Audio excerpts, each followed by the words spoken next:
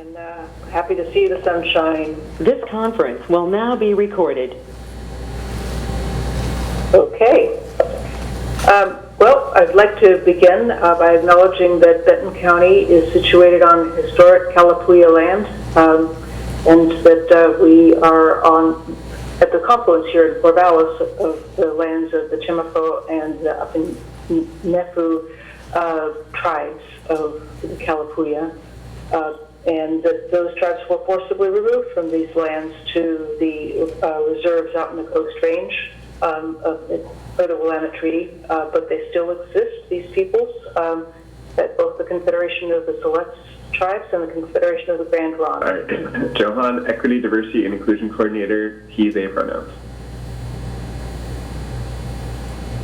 I'm Trudy Overland, Benton County Fair Board Chair. Teresa Farley, Board of Commissioners, staff. Erica Milo, Board Recorder. And Alyssa Rash, Public Information Officer. Okay, I think we have perhaps one person on the phone and another person joining. County Administrator Kirby will be with us. He's just a few minutes late due to last-minute happenings at the board office. So with that, are there any announcements? Okay. And I have no changes to the agenda. Are there any other changes to the agenda of note?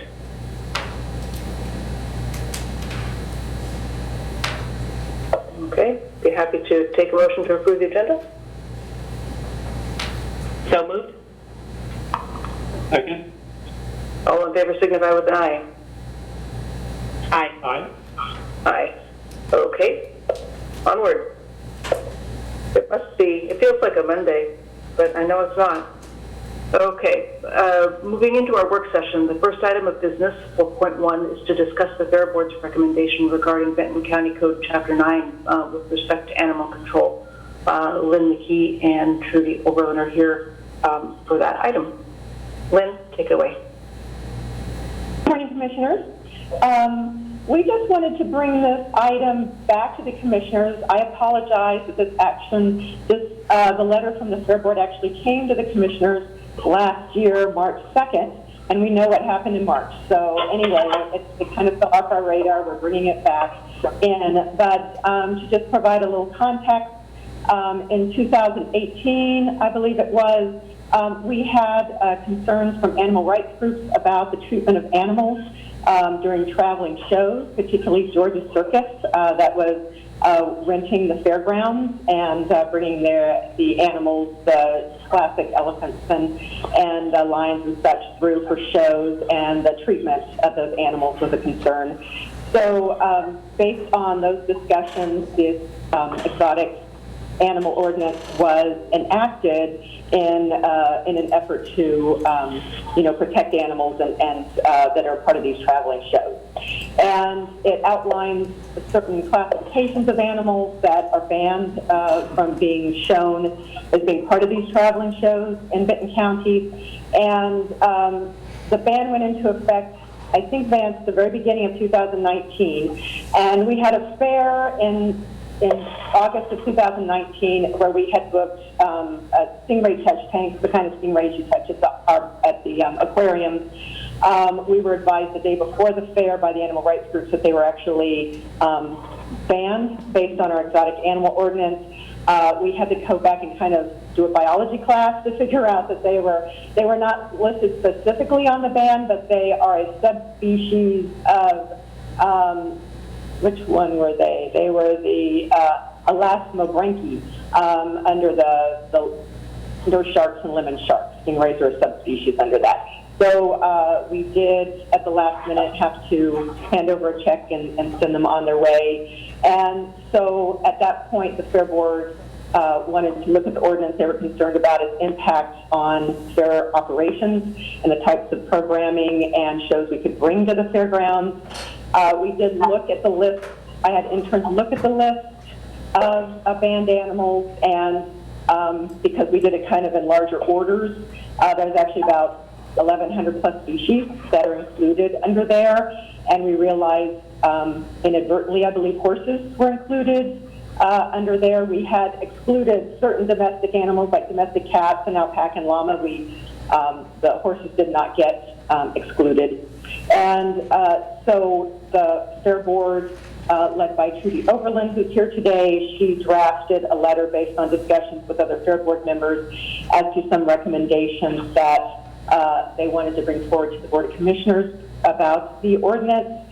And one of the proposals, one of the recommendations from the Fair Board would be to repeal the ordinance and deferring to state and federal laws already in place. Number two would be to amend the list of animals included in the ordinance, and particularly the horses for our rodeos.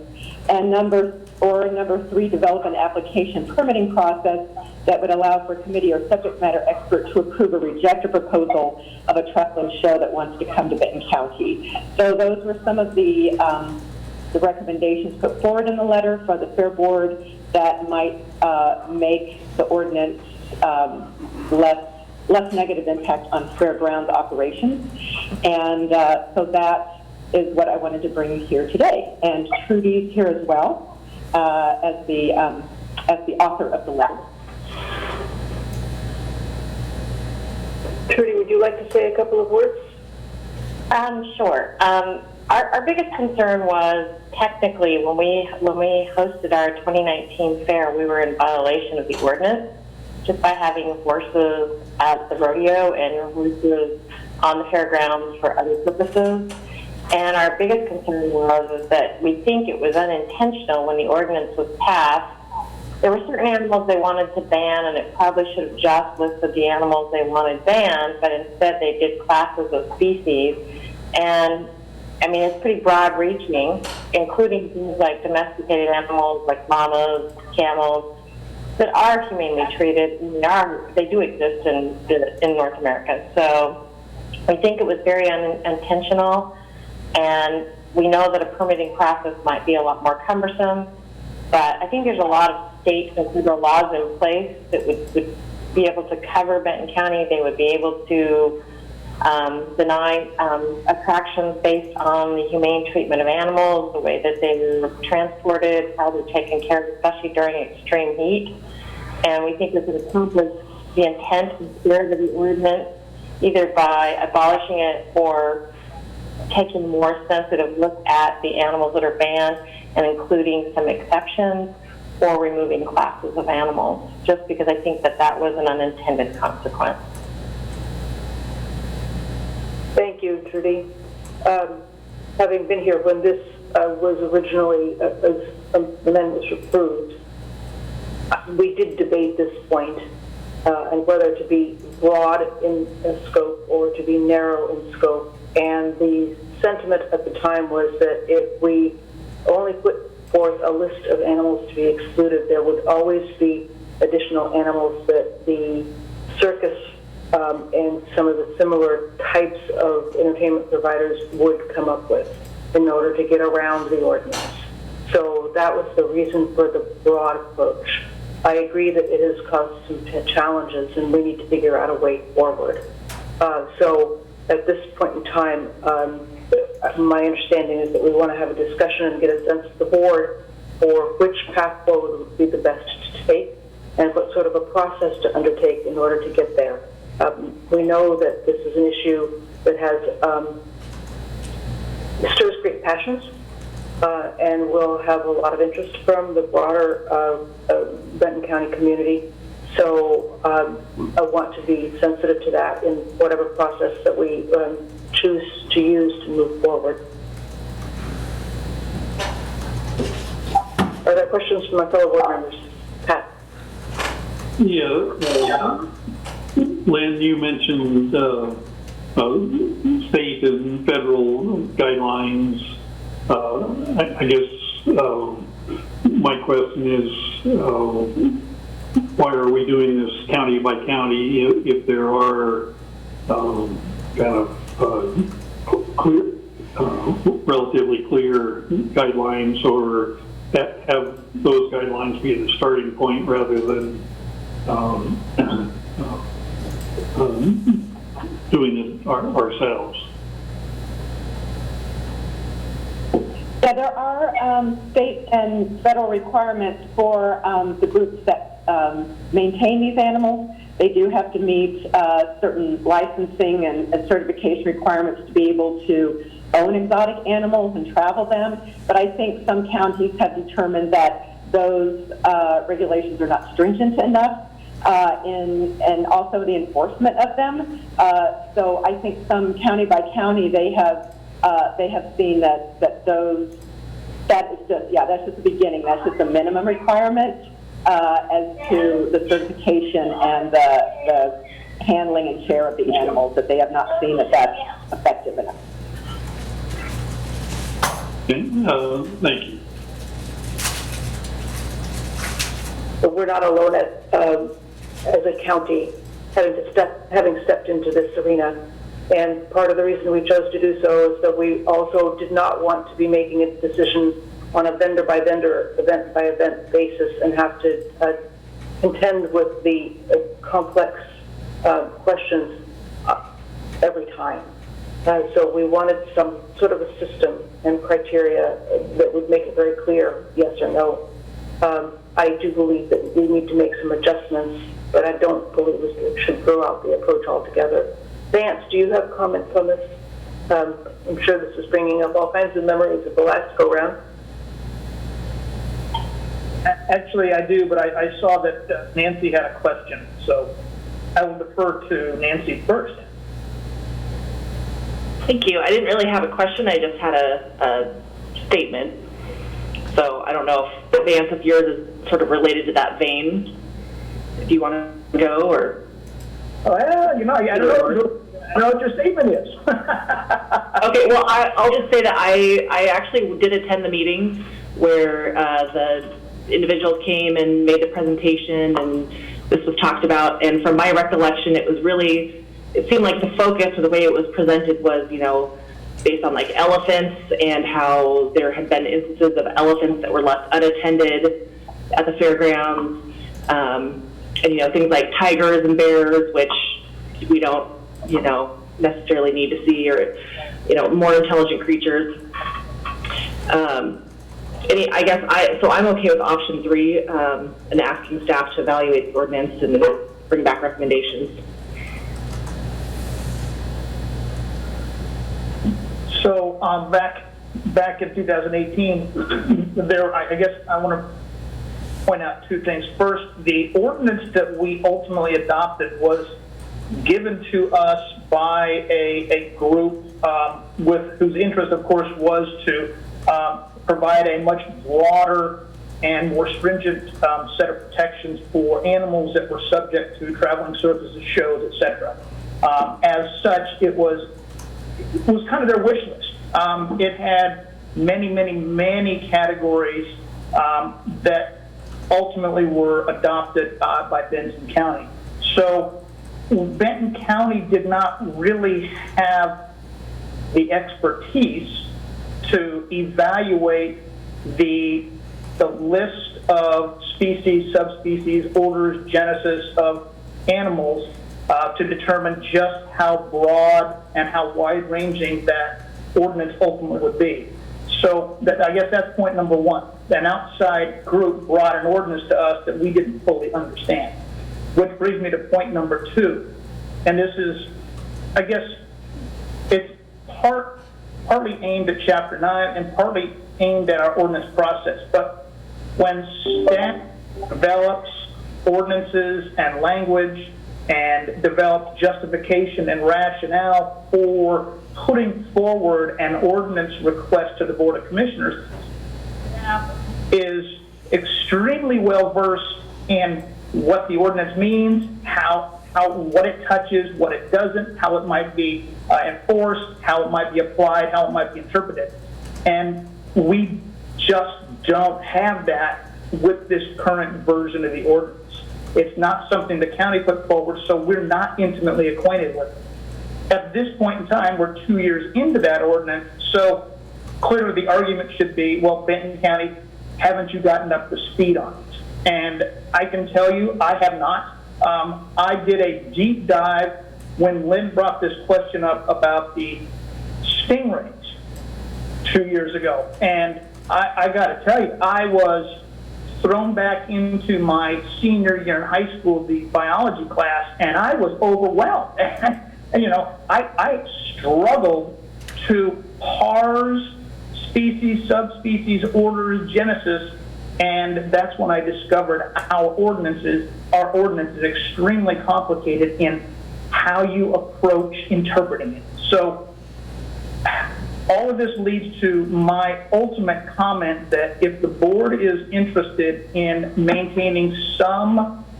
preventative ordinance on the book relating to animals and shows and that sort of thing, I would urge simplification. It's really a challenge if somebody asks Lynn or somebody at the fair if a certain animal or mammal is prohibited and we don't know. I think that really casts staff in a really difficult position if they can't answer questions about their own ordinance. So again, if the board is interested in keeping it, I urge simplification to make it understandable to the general public. I think that that is a very good comment. If we can't interpret our own ordinance, it's very difficult to enforce it regardless of the intent. So I am on board with that. I do think that what might be useful is to put together a working group that was comprised of someone from the fair board, their staff, perhaps someone in zoology from Oregon State University, and from the animal rights community, and a representative from the local education community, like Brad from Brad's World of Reptiles. And that group could hammer out something that works. It might be challenging to get there, but I think that that's the approach that I would most appreciate, and that would get us closest to what we're looking for. I think you could. Interject real quick. I do support your suggestion. I think one of the pitfalls we had last time is maybe we didn't have a broad enough group that was discussing what this ultimately should look like. And so I do think maybe we ended up on one end of the spectrum, as Vance so well articulated. We got ourselves tied up in knots, basically, with trying to interpret the current ordinance that's in place. And so, you know, if there's anything that I hope to get out of our meeting today is really direction from the board about what next steps should we be taking, and I would really encourage that public engagement opportunity on this topic, so that you know, all spectrums of the position on this topic are represented and/or can be heard from. Well, I think personally that the most important thing is, I mean, some of the things like lemon sharks were not something that we were even going to be involved in. And I think what the group that pushed forward the ordinance was looking at shows across the country and maybe even across North America in general. And I think what our ordinance needs to do is just make sense of what it is that we really want to avoid and what it is that we currently manage that we manage well, such as animals for rodeo and 4-H, and educational shows. I think those are handled really well, and I think that was at least the majority of the community's intent. I know that there are a lot of activists that would like to see all animal events other than 4-H banned, and I don't think that was our intent, and I don't think that was the commission's intent either. So I think taking a reasonable approach with people that are engaged in that community, like Brad from Brad's Reptiles, makes a lot of sense, and those of us representing the fair and 4-H, and maybe even Carolyn from 4-H as another possible working group member. I think that makes total sense. Nancy? You know, it seems like we're probably not the first county to run into this. I wouldn't be surprised if another county somewhere already has a better working model to go off of. Maybe in California, where they tend to be more, progressive. Just throwing it out there. It's been a couple of years since we looked for other county models. The animal rights folks, the Moose Coalition that came to us previously, did a lot of homework, and they looked at a lot of models, brought us a lot of models as well. But and I also inquired through the Association of Oregon Counties at the time. However, a couple of years have gone by, and it might be worth taking a look again to see what's out there. And Lynn can also probably do that through the Fair Association. Yes, I'll be happy to get some updates on ordinances and also some of the other ones, if they enacted them, how have they worked for their counties? Because this is all fairly new, so I think some people needed a couple of years to kind of test the waters and with different events. And of course, this last year we've had no events. So, but as we look to the future and hopefully reopening for events, this is the perfect time for us to revisit this. So I'm happy to equip Trudy to put a working group together and move this forward based on the commissioner's recommendations. Pat? Yeah, I mean, so I was reading through this last night. There's a definite need for clearer instructions what you can and can't do, and the current ordinance does not do that. And so I support a working group with broader representation than was done when this was first presented a couple years ago. And I wasn't quite on the board yet, I think, but I remember hearing about this, and so I'm a little bit familiar. Lynn, I can see a working group taking a while to get formed and hopefully come to some clearer instructions how to proceed. Do you have any concerns about the fair for this year? What you need? Because I know you're hopeful that there will be a real fair this year. I guess what are your thoughts on how to handle this year? Well, I suspect we won't be having the full rodeo concert part of fair, maybe some aspects of fair. I can be hopeful.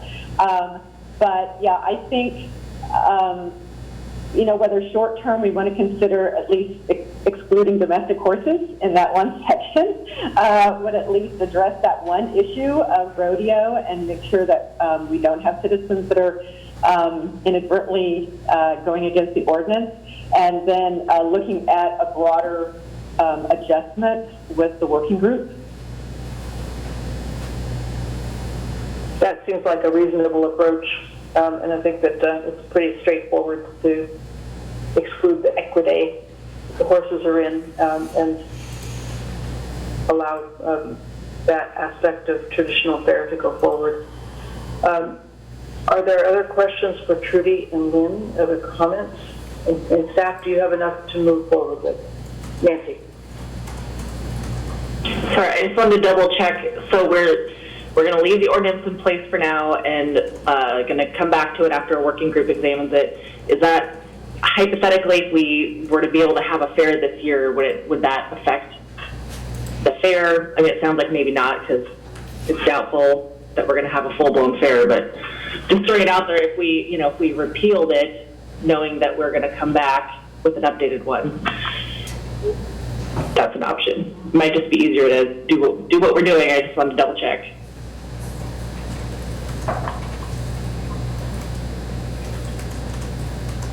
Go ahead, Judy. Yeah, I guess. Okay, go ahead. I think we need to, at least if we're going to leave the ordinance in place, we do need to have an exemption or repeal the portion of the current existing ordinance that involves domesticated horses. because that's going to impact any kind of fair if we are able to have the fair. And then we can work on a rewrite of the ordinance, or give us an exemption for this year until the new ordinance can be written.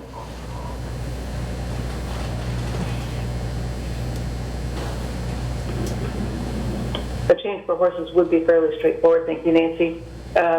To just accept equity. I don't think we need to rewrite anything extensive if we want to accomplish that objective. So that is something we could do in the near term. But I do think we need to explore the broader situation that was created here. So do we need to do anything about that today, or is that for another day? Well, that's a good question, and I think that it's an advanced question in terms of timing and procedure. So if the direction from the board is essentially twofold: one, amend the ordinance to remove horses from the prohibition. That's a straightforward process that requires a new ordinance, first and second reading. That could easily be accomplished and in place by probably the 1st of March, middle of March. No, not March, I'm sorry, April. The second phase of the board direction, Linda Trudy to convene a work group that would examine a rewriting essentially of our prohibitions to cover more practical species that Benton County encounters, and to make it understandable to vendors, staff, and the public. And that could take, I suppose, as long as the work group needs. But in terms of moving forward with the fair, either as usual or as envisioned, the process for removing horses is pretty straightforward and can be accomplished in a relatively short time frame.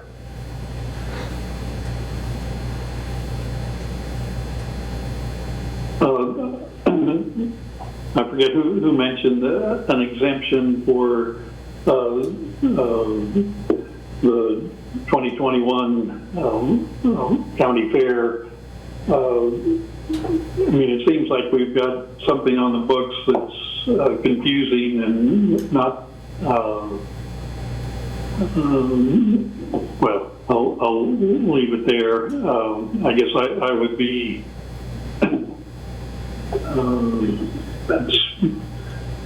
I would be interested in exempting the 2021 fair from this ordinance, and then get the work group in place with replacement guidelines for a new ordinance. Paul, that sounds expedient. I would not favor that approach. I think it sends the wrong signal in terms of our intents in terms of animal care.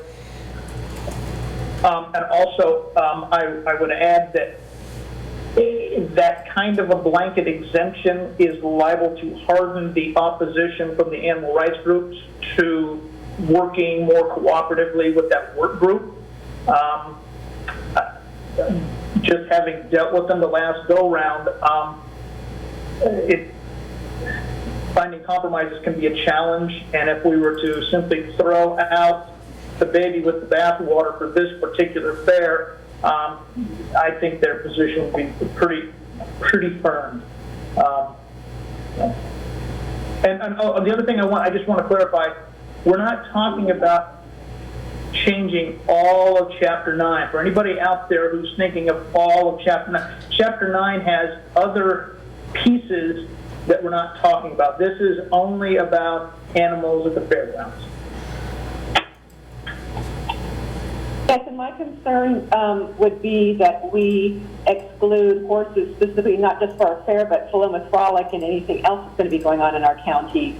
I think, we need to address the horse issue, the domesticated horses across the county, not just for the fair.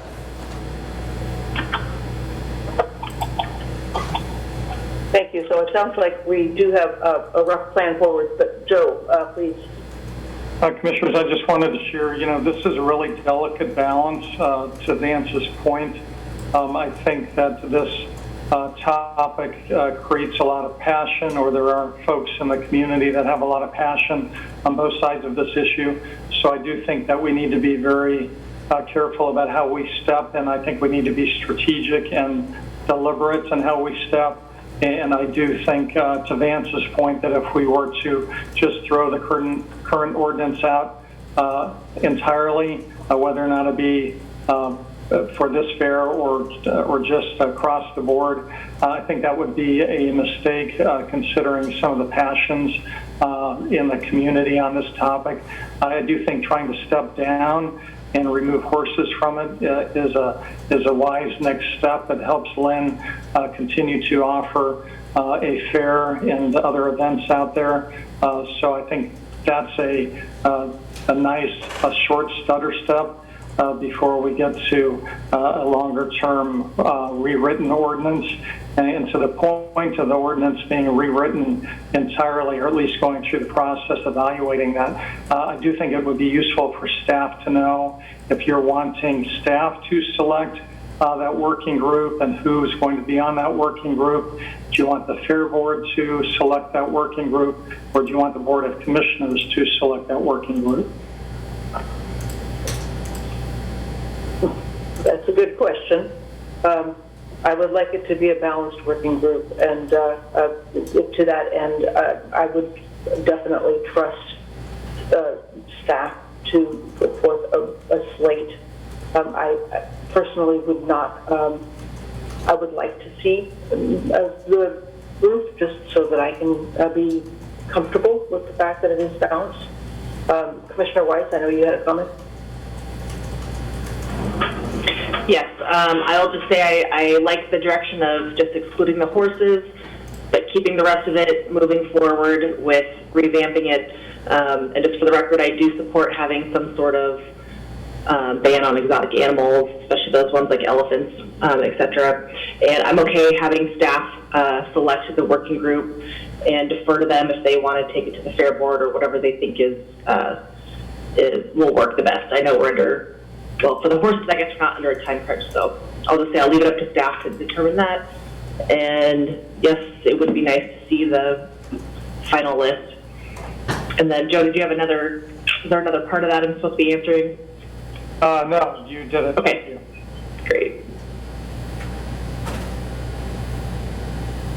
So I will work with Vance on bringing the first and second reading for the update on the horses, and then I will work with Trudy Overland from the Fair Board to put together a working group where we have the various perspectives represented, so that we can have I'm sure, robust discussions on this topic. And we'll also review, as we mentioned, some other county ordinances and see where they have had successes and failures as well, so we can learn from that.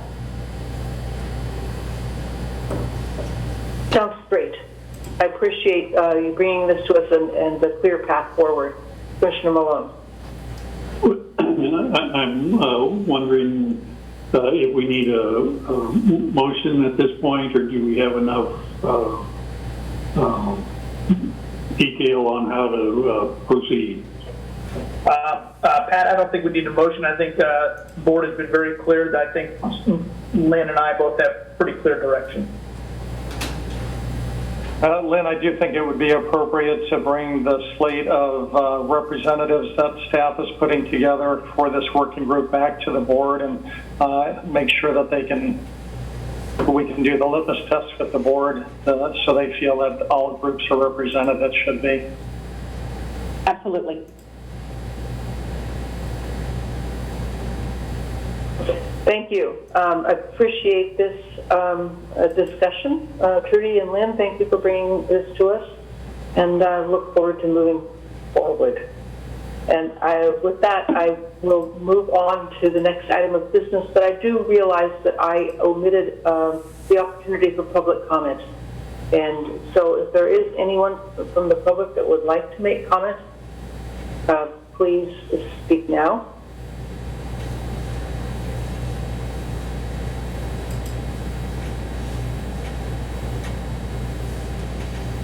Hearing none, we will move forward to item 4.2, discussion of the local option levy survey results. Nick will make introductions to our consulting team, John Horvick and Tony Iaccarino. Thank you, Commissioners, County Administrator, County Council. Indeed, I will make introductions. I'm going to say a couple of brief opening remarks. So related to the Criminal Justice Systems Improvement Program, the Public Health and Safety Local Option Levy kind of fell under its umbrella. Obviously, the funding streams from the levy are critically important to many of the programmatic and operational costs contemplated under the CJSI program. And so relative to the renewal, which is scheduled for May, the CJSI Ops team felt it was prudent to do some public opinion polling. And so with that, the county contracted with DHM, and that polling was done in approximately mid-January. I want to also extend a well-deserved thank you to our friends and partners at DCSO who actually paid for this polling from their budget to help defray some of the costs that were landing on the CJSI program's limited budget. So thank you to Under Sheriff Riddler for providing the polling from DHM. And with that, I'll turn it over to John and Tony. We haven't discussed logistics. John, do you want me to display the reports, or is Teresa prepared to do that? If you can share, if you can allow me to share my screen, that'd be best. But if not, okay. No, I'm happy. Well, let's see. No, Teresa, will you please, or Erica, please allow John Harvick to have control of the screen? Thank you. Thank you. As we're just getting set up, I just want to say thank you from DHM. I'll introduce myself and Tony really quickly here, but looks like this is going to work. Hold on 1 second. Can you see my screen? Awesome. All right. We'll start from the beginning here. I just want to say thank you. I mean, this is a real delight of a project to work on. DHM, we always like to say that community impact is really what we value in our work, and so to be able to work with you about a public service in your community to ensure ongoing public health and safety is just of high value to us. And we really appreciate working with the team, particularly Nick, who's here, and Justin as well, who supported us. It was a great project for us. I just wanted to begin by saying that. I'm John Barbeck. I'm the political director at DHM Research, and my colleague here, Tony Iaccarino. He and I worked hand in hand with this survey and this research. I will say, as we dive in, I'm going to be specifically talking about data here in your community. Of course, Tony and I work on projects and communities across the Pacific Northwest, both quantitative research, like we're going to walk through here, but a lot of qualitative research too. So a lot of focus groups, one-on-one interviews, things of that nature. So hopefully we can bring that context to these data, and certainly with any questions that you have. It's a relatively small group here that's on. I'm going to just go through it and save time for questions at the end, but please stop me if I'm not being clear about something. Well, I definitely don't want to move on without you understanding what I'm talking about, but I'll do my best as well to address questions at the end. So if you should all have, well, I'm not sure how it's been distributed, but we submitted this report a couple weeks ago. I'm going to walk through it. I took out some slides for the purposes of today, some that just had a lot of text that sort of repeat things that are going to be in the charts. So do know if you're following along with that deck, I'm going to skip over some slides. But just to ground ourselves in what we did, we wanted to gauge voter sentiment regarding the renewal of the levy. We wanted to assess voter priorities, about various public health and public safety services, and may be funded by the levy, and then measure confidence in public safety in the community.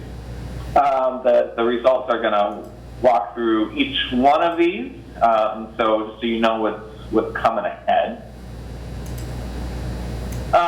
Methodology. We could have a whole presentation just about how survey research is done nowadays, and I will pause after this slide to see if there are any questions about methods before I dig into the results. But this is what we call a hybrid survey. More and more, to do survey research to reach a representative sample of the community, it's important to offer multiple ways for people to participate. And this included phone calls, traditional live interview phone calls, landlines, and cell phones, as well as text messages. So the text messages went out to voters, had a link to the survey, which then they could click on their smartphones and then take it with that device. They could also forward that email to a laptop or a tablet, so they could take it on another device, but most people are going to take it right there on their smartphone. Of course, it's just a matter of how people engage. Younger people tend to participate more readily when they get a text message, and older folks tend to participate more with a live interview phone call. Younger people would have also gotten a phone call, older folks could have also gotten a text message, but that's the way it's going to sort out. This was, as Nick said, this was done in mid-January, so these data are really fresh. It took about 10 minutes to complete. Oh, by the way, it was 201 completes, 201 interviews.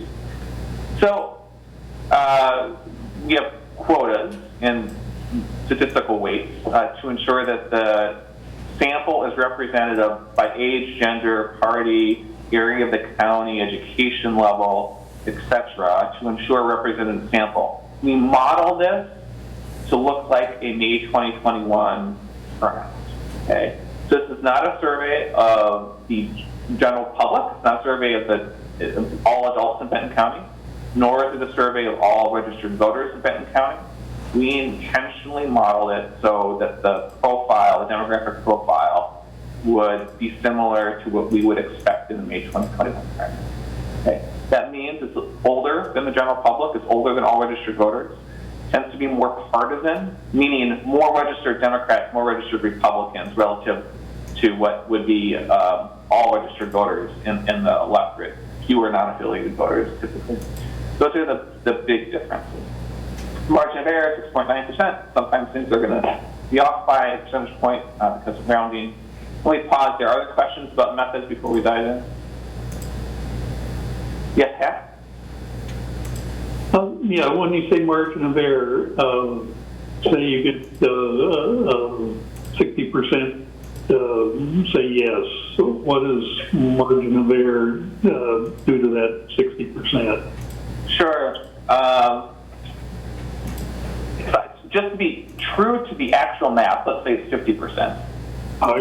The margin of error actually decreases if it gets to 60%, but let's just say 50%. Usually the margin of error is calculated as maximum, and that's what's done here.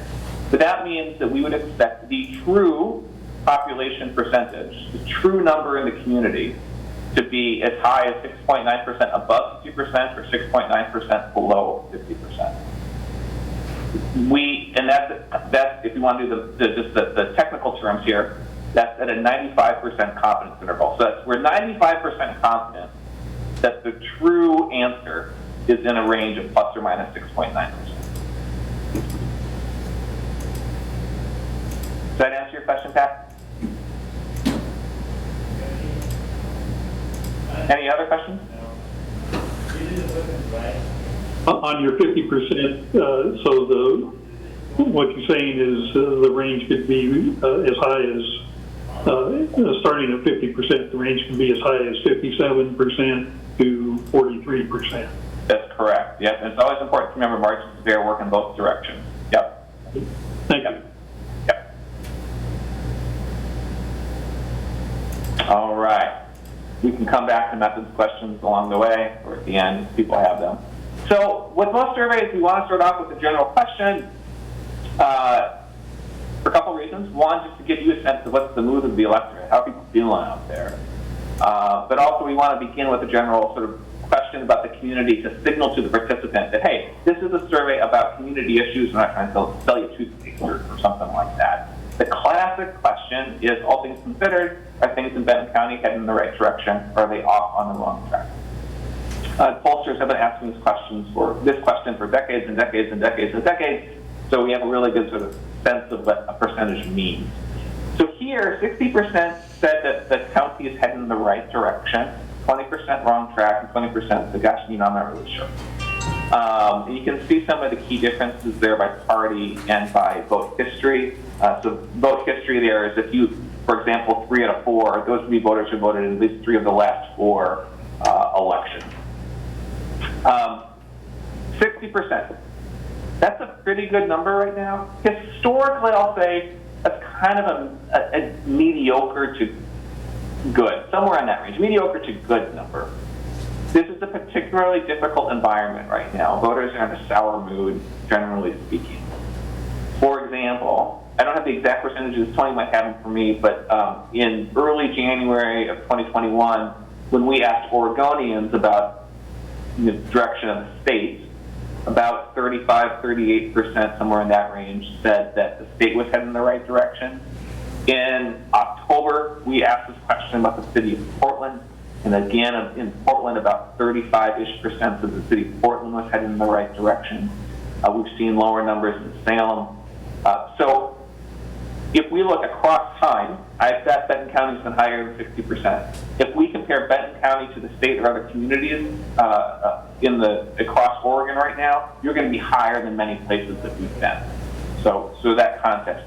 A little bit maybe worse than you're feeling compared to in the past, but do know that compared to most places, you're in a pretty good spot. We follow up with an open-ended question just to ask, what's the most important issue in Benton County right now? People can say anything that they want. This is open-ended. These aren't categories. We listen, and then we code them into categories. But I'm paying attention, and you should pay attention to a couple different things here. What's on the list and what it tends to be, but also what's not on a list or what's down far on it. So no surprise here that COVID, mentions about COVID are number one. 37% says something about COVID. I will say that COVID is a higher level of concern among older voters than it is younger. Okay. Now, number 2 is homelessness, 29%. And homelessness is a higher level of concern among younger voters than it is older voters, probably driven by the fact that older voters are concerned about COVID, and that's what's top of mind for them. Homelessness in almost every community we've been in Oregon remains the top issue, or number 2, with COVID being number 1. So it is a persistent difficulty across the state and in Benton County as well. Now, I'll note that the jobs in the economy, 11%, although that's a lot higher than I would have expected it in 2019. You might have thought the jobs in the economy would be higher given job losses, business closures, etc. But this is pretty true to what we're finding everywhere. Jobs in the economy is a second-tier issue for folks right now. We can talk about the reasons why if you want Q&A, but that's the case here in Benton County and other communities. Housing a little bit higher in Benton County than we haven't seen other places, and you're living it. You could explain all the reasons why better than I could, but I will call out that housing rent in particular a little bit higher than other places. Now, we highlighted taxes and crime here in orange, just to draw out that's going to relate to our issue. So 1 out of 10 folks say that property taxes or something to do with local taxes is the number 1 concern. It's definitely not at the top of the list, but you're going to hear about it if 1 out of 10 folks think it's the most important problem in Benton County. So I don't want to minimize it, but given that we're asking for folks to renew a tax levy, we're in a pretty good place that just 1 out of 10 are saying it's the most important issue. Crime, you see 1 out of 10 as well. We'll get more into how attitudes around crime affect their opinions about the levy in a little bit. Roads and transportation is on the list too. I know there's lots of other issues that you individually in the community are concerned about, so just maybe some things to pay attention to that aren't on the list. We don't see schools and education on the list. Historically, that's unusual, but that's been the case recently. We don't see climate change high up on the list. not that people aren't concerned about it, but not a top tier mine. And maybe you'll notice other things that didn't make it top tier either. All right, let's give you a little bit of sense of just what's on the minds of voters. Now, we asked specifically because we're talking about public safety, so we wanted to get a sense of how people are thinking about public safety. And just going to go through a few slides here. One, do people think that the community is safe? And overwhelmingly they do. 64% agreed to a statement that Benton County is safe. 64% strongly agreed to a statement that Benton County is safe. Another 31% somewhat agreed. So you're at 95% agreement that Benton County is safe. That's a good position to be in. We're going to see sort of positive sentiments about public safety, which I think is going to lead into a reason why people are willing to continue to make this investment because they're seeing these positive benefits. Another question we asked is, if you witnessed a crime, would you be willing to report it to the county sheriff's deputy? This gets at the sort of sentiment of do my public safety officials, do I trust them? Do I feel confident in them? Am I willing to work with them? And if you were a no on those, you'd probably be pretty reluctant to maintain this tax rate to continue funding these services. But we find that 84% agree to the statement that they would be willing to report it to the county sheriff's deputy if they saw crime, including 64% who strongly agree. Again, these are very positive numbers. And then one other is 6 in 10 voters say the sheriff's deputy treat all folks equally. 62%. We're a little bit lower here. Now, I will note that it's just a small sliver, if you can see my cursor, a relatively small sliver that disagrees to that statement. The pretty big slice of this pie here would say that they don't know. But if we go to the next slide, it gives us a little bit of intel about what's going on. Here are the demographic groups, or some demographic groups, and how they answer this question. And I need to see if I can move my screen around a little bit here. 1 second, so I can see. So the really important thing is to call out age, right?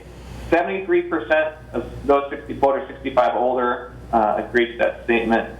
36% of those 18-29. You can see the shape here. You can also see a difference by college grads, less than college grads. There is something about more education, something that's going to have to do with a little bit of a party, I think, as well.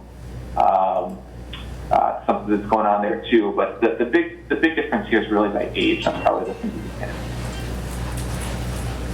All right.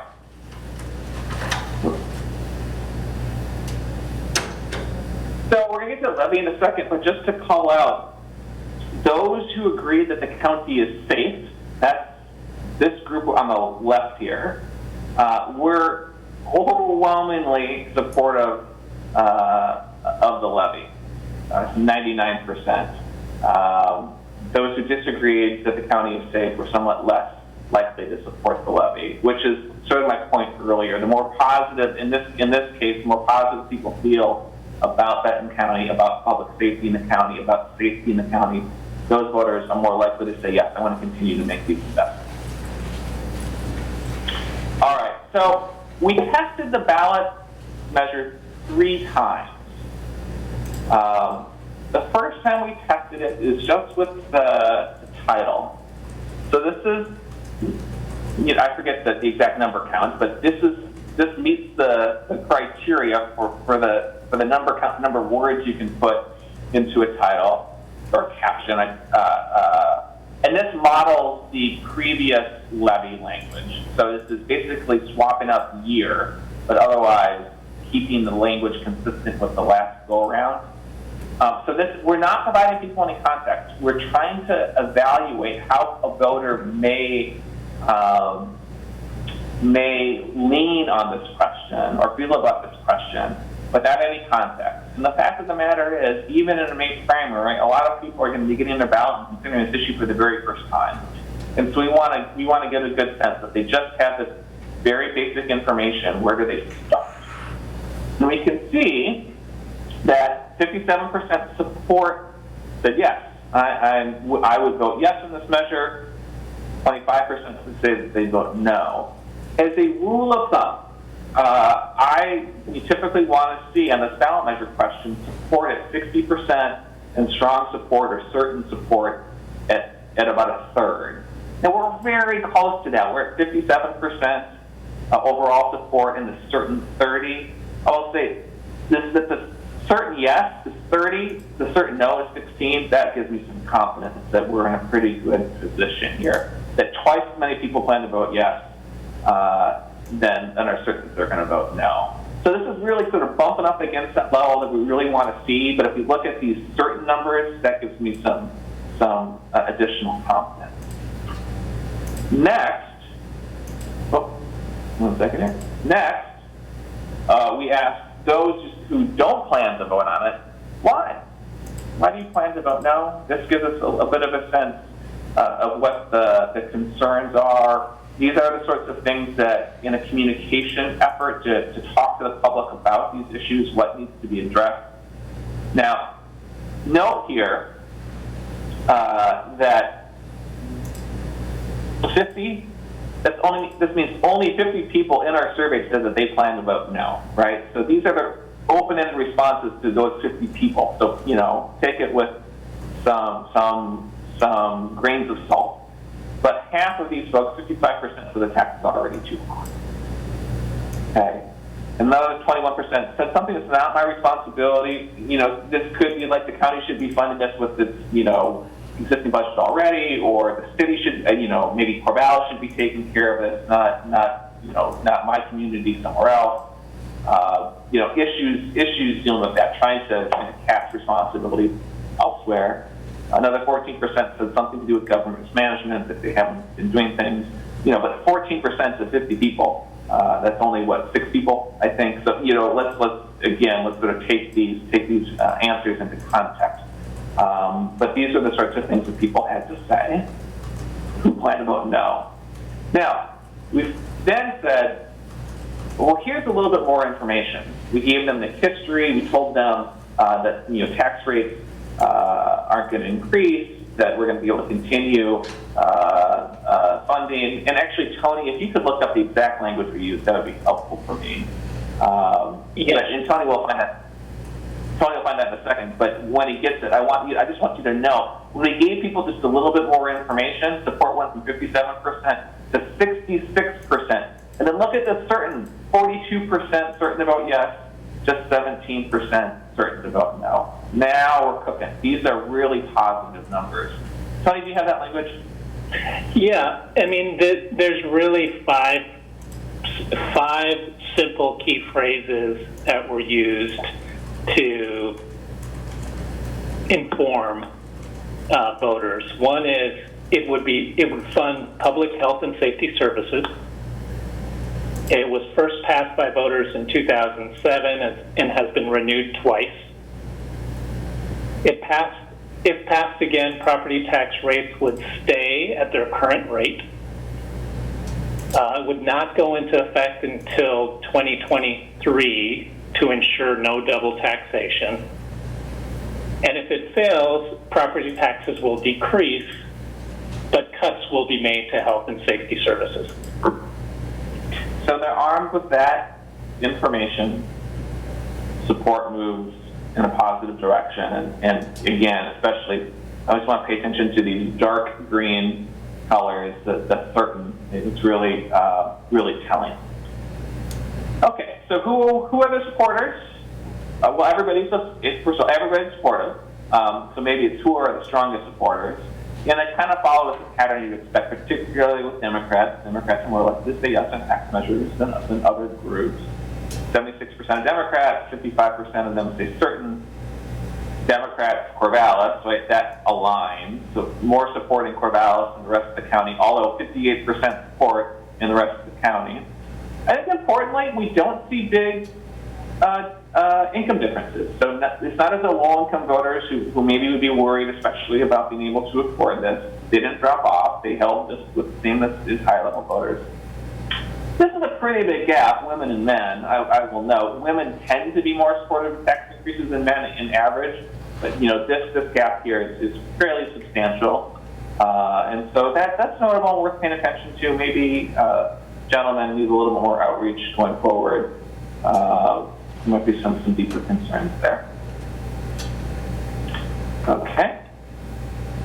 So then we said we wanted to get a sense of what are the services that are most valued that this levy funds. This could help you make decisions going forward about what programs and services to prioritize, but also with communications, what to emphasize, what can continue to be funded, or what potentially would be a risk for cuts if not passed. So we're going to break these up into sort of 3 tiers. I will note, though, that before we get into the 3 tiers, that all the services that we tested, folks thought were important. There's just some differences of intensity. And so people could have said that these were very important, some important, not too important, not at all. We dropped off the not too or not at all. And these are kind of organized by the very important. So all of these 3 here, this top tier, very important, above 60%. And you'll note that they all have to do with the well-being of families and youth. So home wellness visits to high-risk children and mothers. Counselors who work juvenile offenders and their families. Mental health school counselors who work with students in public schools. So this, as you're thinking about, again, what to emphasize in communications or what to emphasize what could be lost, these are the things that really did pop with folks. I'm not sure in terms of dollars spent, if they're where the most dollars are spent, but these are the things that folks said would be very most important to them. Now, if we drop down to this next tier, again, if we look just on the right side here, all these do well, right? 75 to 80%, all these are important. The intensity changes, though, as you sort of see from 55% very important, 39% very important. I will note here that this gray line just separates those that had 50% or more very important from those that didn't. And then the top 3 here, sort of the second tier, adequate services to hold criminal offenders accountable, 24-hour sheriff's patrol throughout Benton County, and expansion of community crisis resources. So you'll see when family and children weren't mentioned, you get a little bit less on the very important scale. And then further down, criminal prosecution staff in the district attorney's office, corrections and medical staff, Benton County Jail, programs to support inmates who return to the community, courthouse security. Again, all these are important. It's just, if you pay attention to the very important, you get a sense of intensity for folks. Now, probably one to stand out is somewhat different. The up to 40 out-of-county jail beds and associated transportation costs, that's part of what this levy has funded, would continue to fund. You're down to 22%, very important. And I think what's happening here is that this is voters are not unconcerned about this, but this gets to a level of process in programmatic functioning that it's less about an outcome to voters than some of these other issues are. And sorry for interrupting, but I should point out that 75% should be 59%. Apologies there. Just noticed that. Sometimes when you go through the presentations first time, you see things that should stand out. We'll get that corrected for you. Thank you, Tony.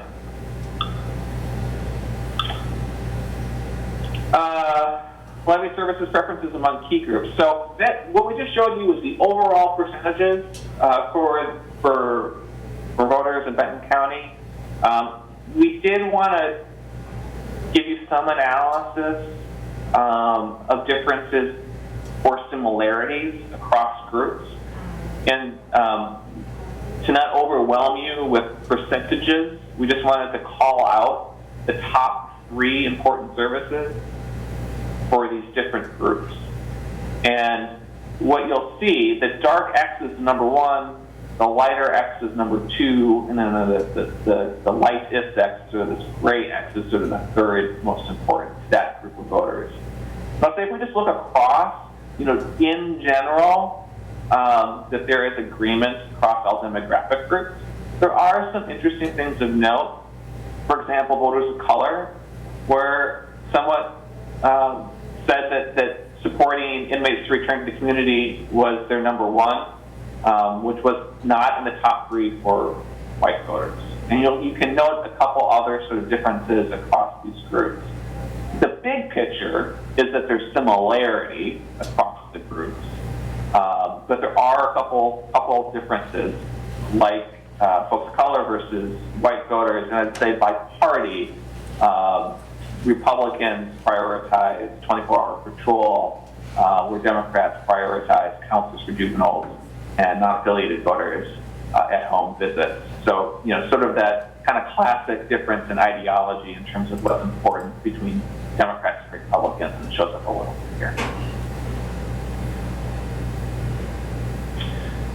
So then we said, all right, now that you know some more about this issue, let us ask you again about the levy.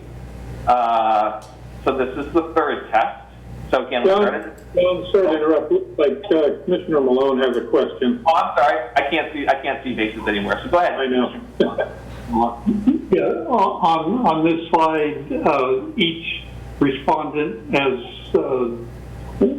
gets 1 vote for in each category, top, second, no, third. That's a good question. I can clarify. So up here, right? They were asked all these and said, is it very important, somewhat important, not too important. And then here we're just saying they didn't vote on them. We're just taking their percentage. I don't know what the percentage is here for folks of color on this one, but we just thought it got too complicated to give you every percentage, so we just ranked them this way for you. Does that make sense? Yep. Okay. All right.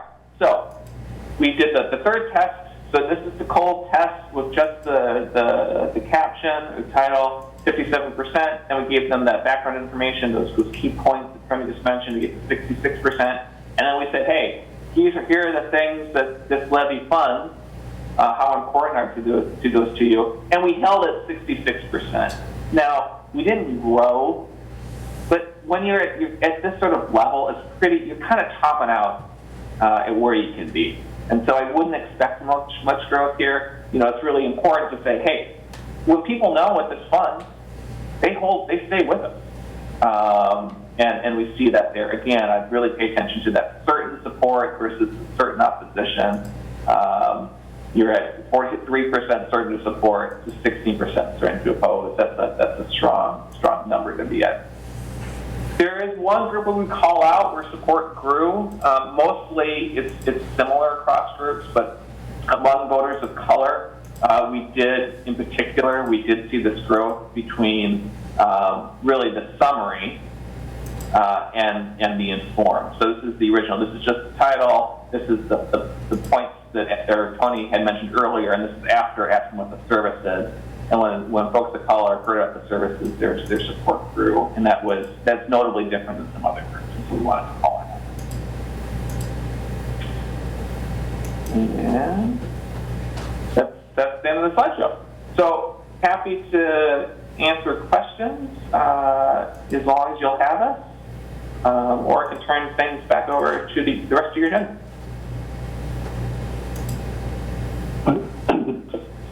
Thank you. I've got a question too on the rural. I live in rural Benton County, so Republican. I think that might need a little more detail. That anyone that lives in the rural area probably interested in sheriff's patrol because Corvallis and Philomath have their own law enforcement, but in the rural areas, the sheriff's department is it. I noticed that at the start, January 14th, 18th. I think I'm amazed that you've got 60% saying the government's headed in the right direction. That's right after the riots in the Capitol and the government the presidency had not been transitioned yet, and so I would guess if you did the survey in February, you might get a little higher percent saying the government's headed in the right direction. But I just thought that timing kind of interesting. A couple things about that. One is just to clarify, the question does not specify Benton County government, it's just Benton County. So some people are going to hear that as the government, and some people are going to hear about it, my community in Benton County. Yes. But the other is, we know more so than this is not specific to Benton County or even January 2021. Politics has become much more nationalized than it's been in the past, and so you all are affected more than boards would have been in decades previous by what happens in DC. That's just a fact of life that every local community is dealing with. So that's for sure, Commissioner Malone.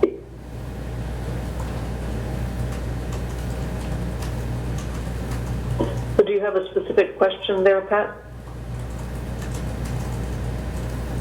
Okay. That was good.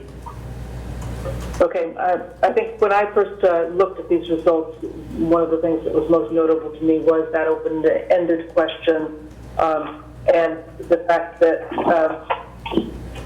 homelessness was the number two. That if you look at across all of those, the content analysis of the answers, that it's homelessness, housing and rent, and taxation, and all of those basically have to do with housing and our housing markets at one level or another.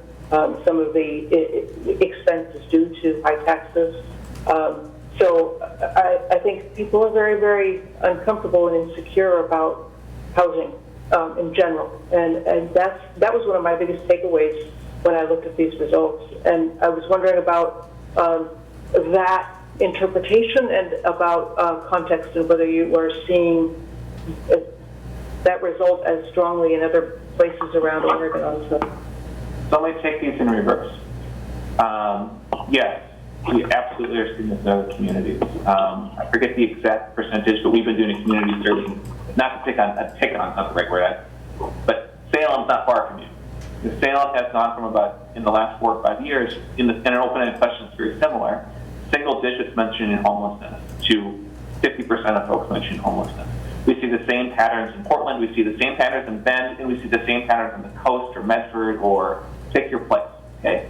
It is not unique to Benton County, but it is a pattern that has been accelerating over the course of the last 5, 6, 7 years. So predates COVID for sure.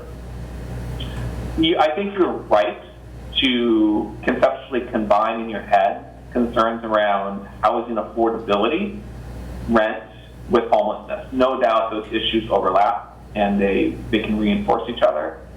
I've done a lot of qualitative research around homelessness, and I think although as much as they overlap, we also have to understand that there are differences, and I'm not suggesting you're saying otherwise, but differences in how people conceive the challenges as well. Many of those concerns about homelessness are going to be with, for lack of a better term, quality of life issues, concerns about public safety, concerns about drug addiction, concerns about mental health, concerns about camping and all those things, which relate to housing affordability, but in many voters' minds are distinct as well. From a public policy response, first you're the experts around that. But if you just want to think of, if you want to combine those, it would be perfectly reasonable in my mind to combine those and say, housing issues are right up there with COVID. And boy, oh boy, like housing issues are right there with the pandemic. And that says a lot about the concern that voters have about the issue. Thank you.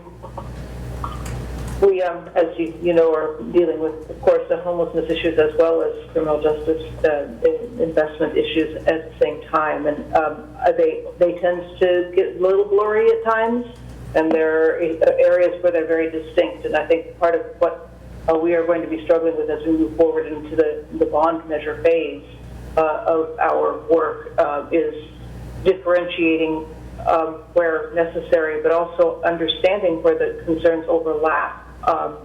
And really understanding the sentiments of the electorate. Maybe just one other quick thing to just remind you. I said it during the presentation, but older voters are more concerned about COVID. Younger voters are more concerned about homelessness. This is a sample of May 2021 electorate. So this is older than the general electorate. It's older than all registered voters, and it's older than all adults. So if you just want to sort of think about that from a policymaker perspective, if we had surveyed the general public, homelessness probably would have risen some. Okay, so that is a very interesting thing to consider moving forward, and in terms of our timing and in terms of understanding what people want. We may want to explore that again in the next year or two. Pat, you had another question? Yeah. Excuse me. On your slide number 29, the tic-tac-toe board, lots of X's. I would hear the top issues here are top issues in other surveys that both the top two issues have to do with youth. Yeah, that's the one. And do our results track what you find in other communities? Because these are services that are unique to the levy, I don't have easily comparable numbers with other communities. I will say, as a general matter, voters are concerned about vulnerable populations, and they're concerned about kids. And so that, to the extent that there's overlap between those two. So it's not, and those are, from a political standpoint, those are sympathetic individuals to want to support financially. I do think that the pattern around party is also quite typical of what we would expect. Even if the individual services might be different community, that Republicans would be more worried about law enforcement, essentially what this is getting at, and Democrats might be more interested in counselors for families. That's pretty typical. So in those ways, I think it matches what we would find in other communities. But again, these particular services are unique to what you guys are doing. Thank you. Are there other questions from Commissioner Weiss? Joe, Nick, has this provoked any more questions in your mind? Joe. Thank you, Commissioner. The question I have is for John. And John, taking all of these things into consideration, and by the way, you did an excellent job, so thank you. But taking all of those things in consideration, do you think it's smart for us to continue to move forward to the May election? So I'll do I'll try not to do too much of a pollster hedge, but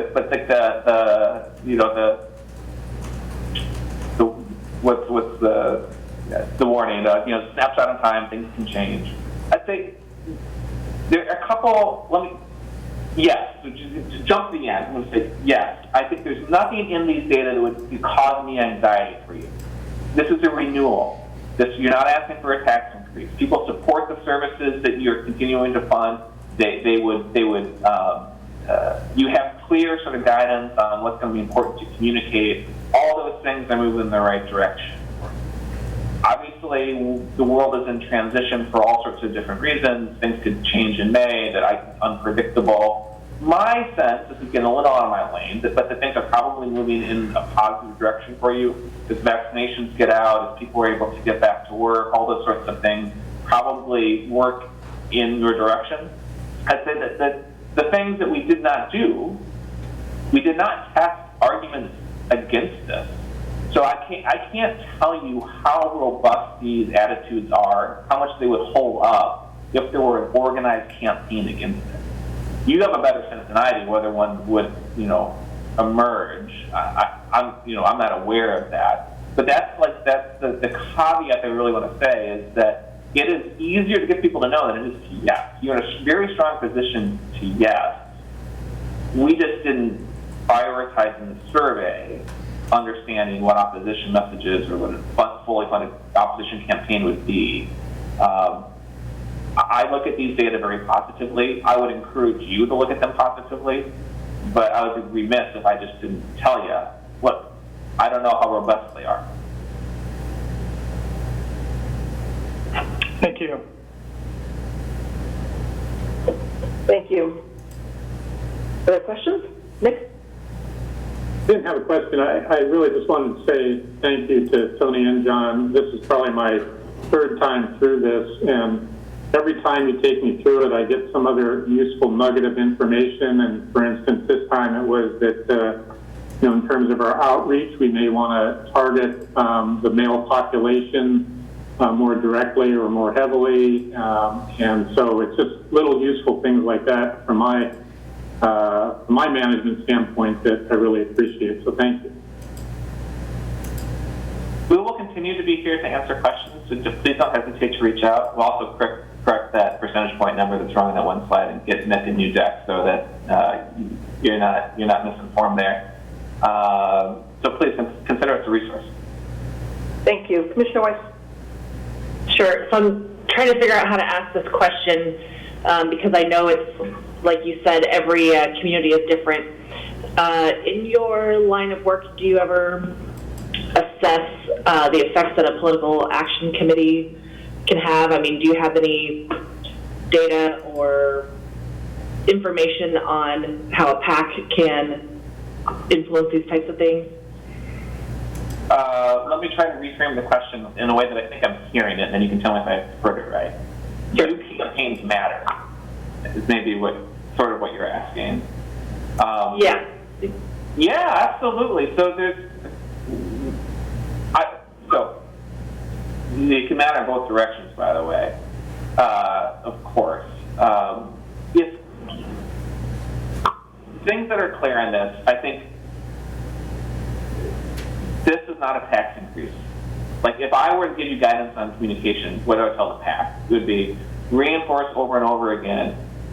This is allowing us to continue the level of services that you value without a tax increase. Those would be the most important things that I would want to communicate. There's going to be some nuances between urban and rural parts of the county, particularly rural parts of the county. Focusing on 24-hour patrol is going to be important. If you can target your messages with other communities, talking about rehabilitation or social services to kids and families, those sorts of things. Those sort of nuances are really going to matter. And I think what you do with that is probably hold what you got. These data would say there's not a whole lot of room to grow. I mean, you're at 66% once people get informed. It's going to get high. It's going to be difficult to grow much. So, it's reinforce those messages to keep all those people you got moving forward.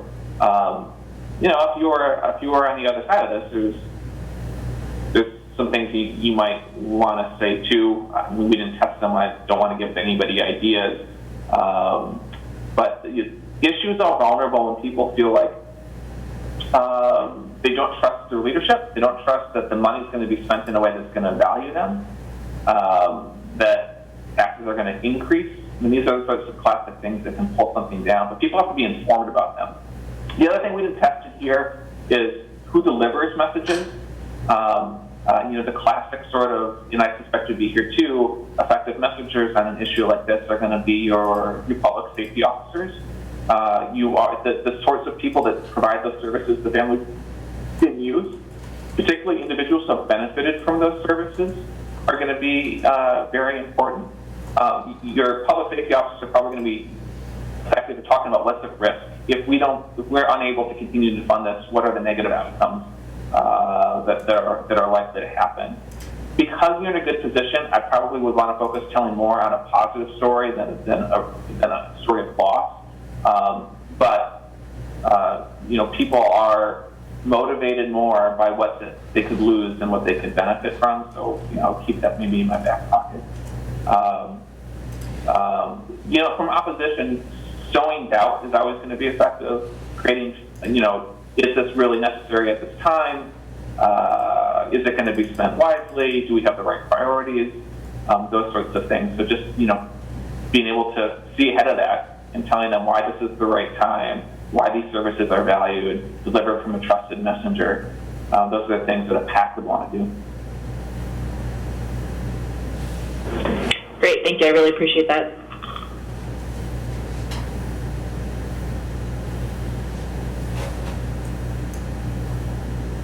Oh, you're muted, Commissioner. Thank you. If there are no further questions, we really appreciate Tony and John coming to join us today. I too glean something new every time I hear the results or read through them. Much appreciate the survey.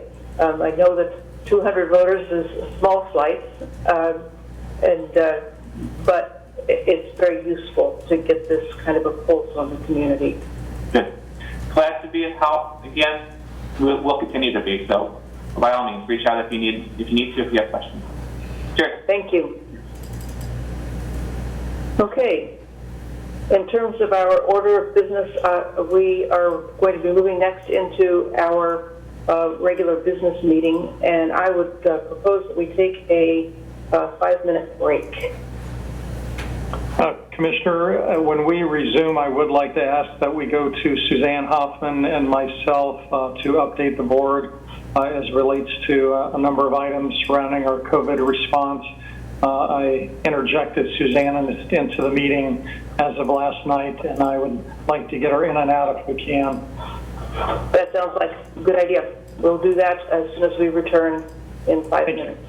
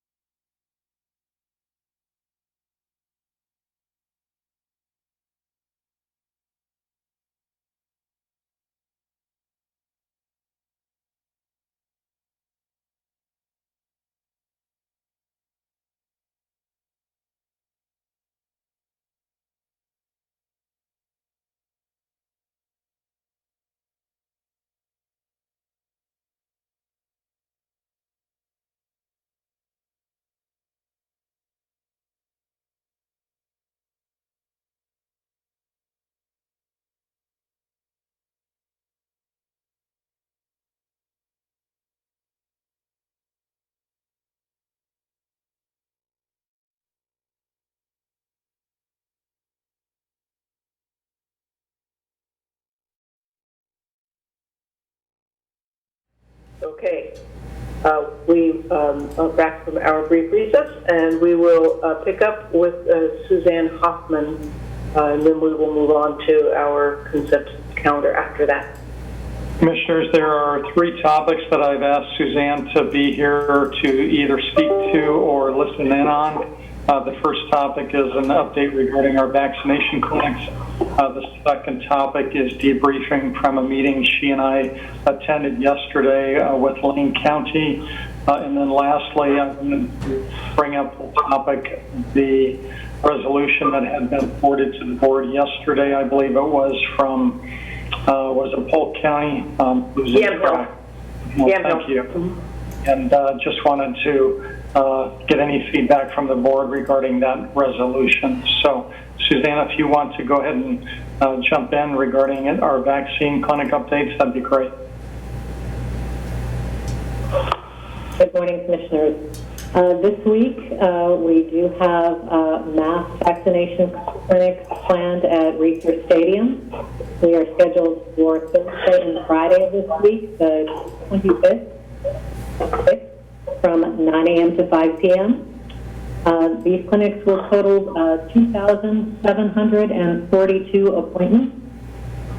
They do include some first and second doses, I believe, and at least parts of one of these clinics will be administering both Pfizer and Moderna. So some new workflows were created by Samaritan Health Systems in order to keep those folks in separate areas who are receiving different vaccines.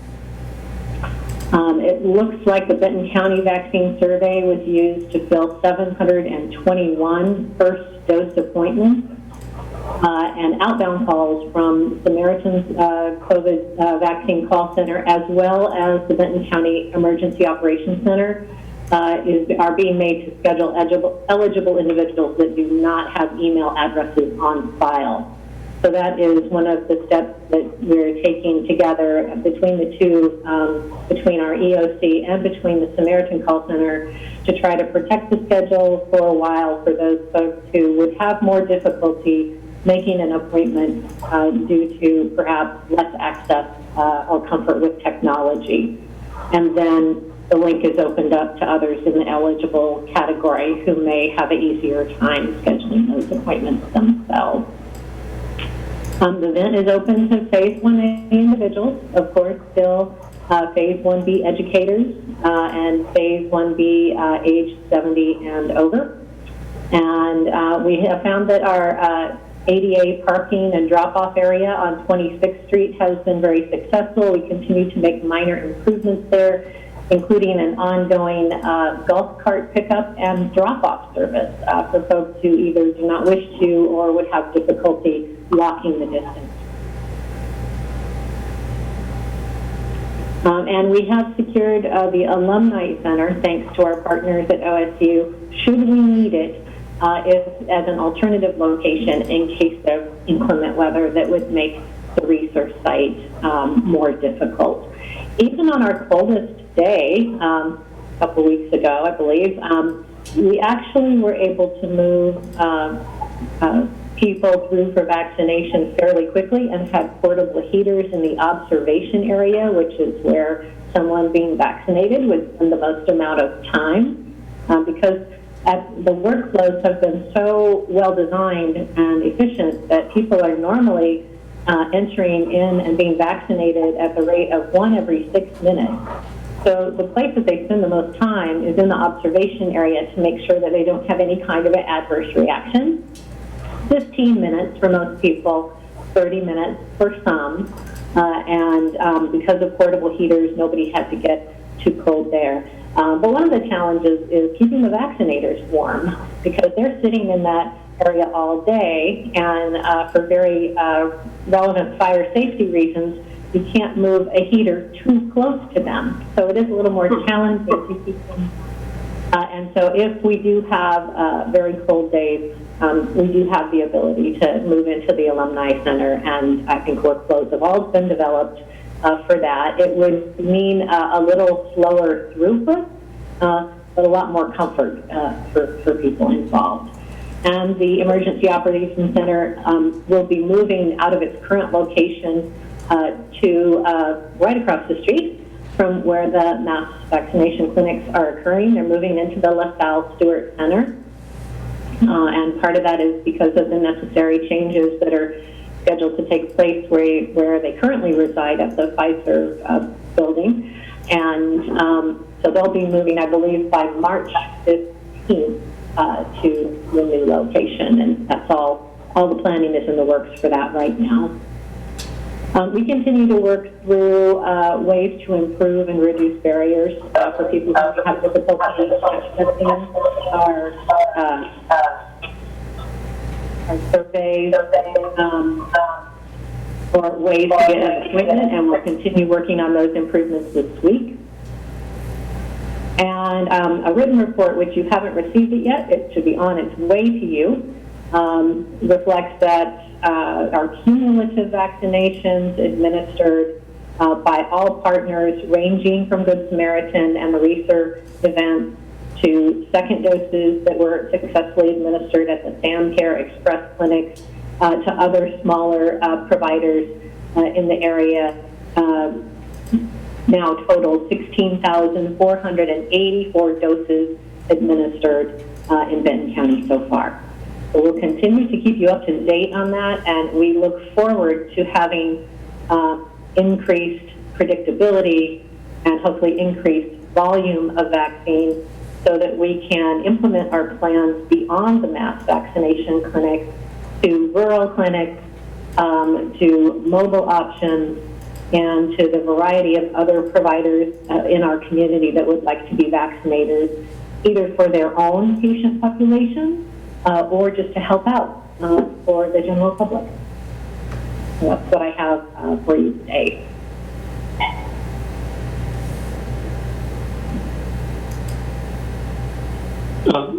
Suzanne, you briefly mentioned more clarity on what's coming at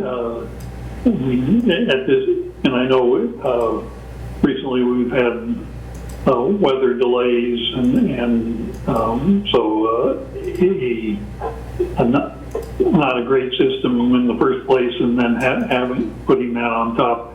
Any sense when there will be more clarity, more lead time on a number of vaccine doses coming into Benton County?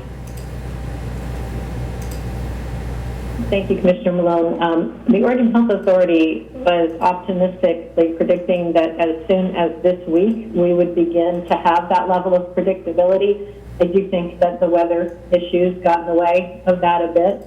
So perhaps by next week or the week after, we would begin to have that more assurity. And the estimate is that we could now be able to be on 3-week planning cycles instead of 1-week planning cycles. So be able to know 3 weeks out what our volume is going to be.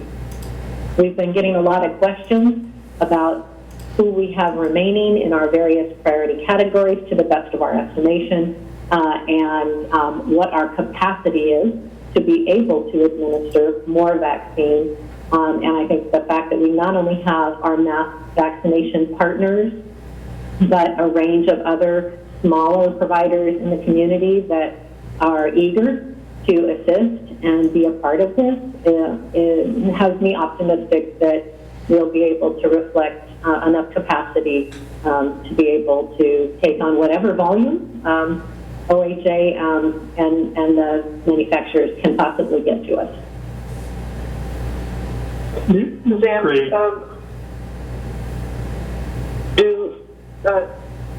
I know that initially the clinic at Reser was envisioned partly as a central hub site for Lynn and Lincoln counties as well. But my sense is that that has not manifested itself. And I was curious about the relationship between the 3 counties and the tri-county planning with Samaritan at this point, and whether the other counties are basically having their own parallel mass events at this time. I don't believe that Lincoln County is having any at this time, and and their mass events that they had, I think, were on a much smaller scale. I think April's counterpart in Lincoln County reported achieving a pretty high volume with a pretty small human resource. But I do believe that they have some partnership and assistance with Samaritan on that as well. And then Lynn County, or I should go back up, Lincoln County has had, I don't believe, any further events because they attested that they had completed their phase 1A population earlier than many other counties, which caused vaccine to be diverted away from them and to counties like ours that we're still working on those priority groups. So I think they're eagerly awaiting the rest of us to move through those priority groups so that they can begin to receive more vaccine and continue on with their phase 1B groups when more information is released about how we're able to do that. Lynn County, I think, has continued with mass events using largely their medical reserve corps. I had the opportunity to tour that with my counterpart in Lynn County and see how it was all set up at their expo center and fairgrounds. And they've had a massive volunteer effort there, but they're also desiring to work with Samaritan going forward. And I believe have begun making those arrangements to partner in Lynn County with Samaritan as well. If I remember correctly, they may have had to cancel their events last week due to the weather delay, however. We were fortunate to be able to proceed, even though our shipments at the Public Health Department were not received. We were supposed to receive Moderna, and those were delayed, and we did not receive them in time. But fortunately, Samaritan, with its regional approach, was able to pull together enough vaccines to be able to justify having at least a half-day clinic, and we were able to honor all of the appointments that were set and didn't have to cancel any, which was a big relief. I think that we've had a number of people come from Lynn County to Reeser events. I know that from what I have heard, we've had a significant number of Benton County folks go to the Lynn County event as well.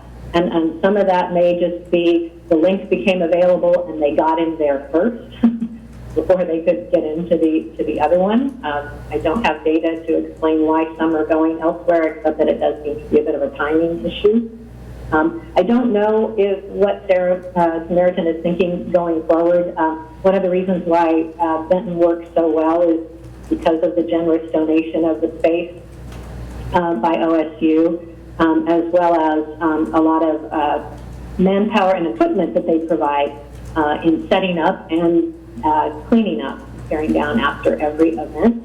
But I know that at Lynn County that benefit is there as well, since the county owns the property where the mass spec events are held. So I could see us continuing to have both. And I'm just not certain what the plans forward are in Lincoln County. But I know that we do have a networking call once or twice a week with all three counties, including Samaritan, and continue to talk through what each county's projected needs appear to be in that regard.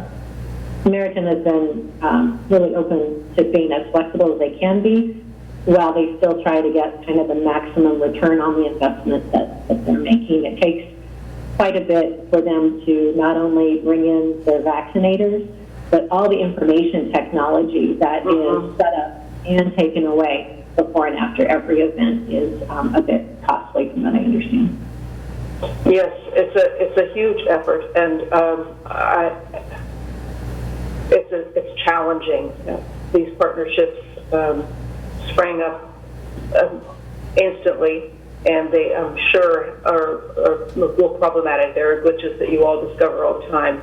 So I just want to thank you and your team for the perseverance more than anything else, sticking with it to make sure that we have clinics that are as large and accessible as possible, despite the complaints that we get every day. Thank you. And thanks Samaritan and OSU.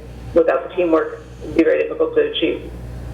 Well, and thank you for that. And I think that the folks who are working really hard to do this as well as possible obviously appreciate every word of praise or thanks for a wonderful story they get to hear. but I know that we also appreciate hearing where the problems are. We know that for every problem we've got, we probably have 100 things going well. So keeping that in mind helps keep morale up as we work on the problem.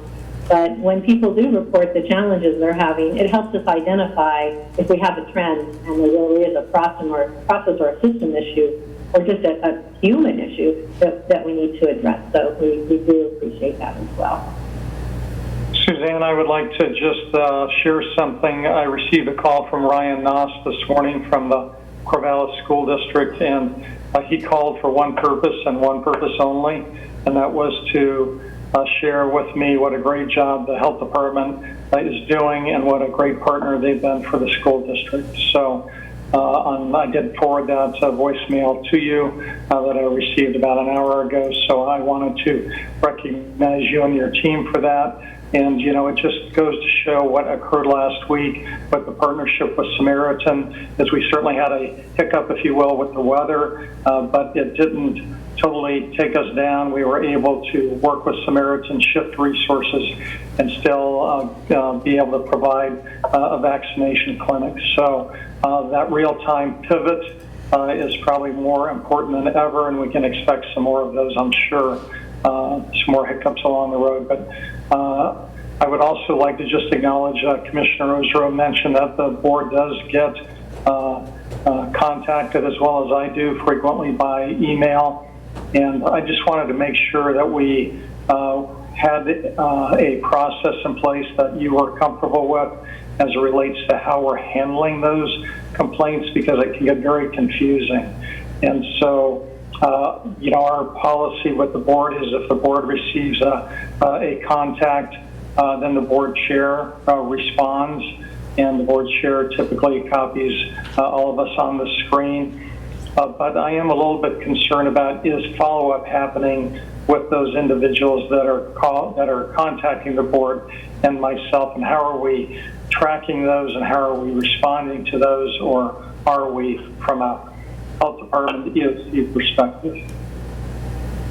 Yeah, I think in terms of how we're receiving them from you, that's working fine. You know exactly who, you know, myself, April, Lilia are usually the three, or Brian, are usually the people who are one way or another you know, working on an issue, and we're always talking to each other, keeping each other informed. So whether you send to one or all, we share the information and ensure that the right leaders are on top of it. And then there has been, to my knowledge, a response to every single one. And normally that response is either copied to Commissioner Ojiro and perhaps you, Joe, if you were engaged in the communication as well. Or sometimes there's a one-on-one conversation with the person who is having the issue, and then a brief summary emailed out so that whether it's Commissioner Ojiro or someone, other of you that we received it from, that we make sure you know we spoke with the person and how we resolved the issue or where we left the conversation.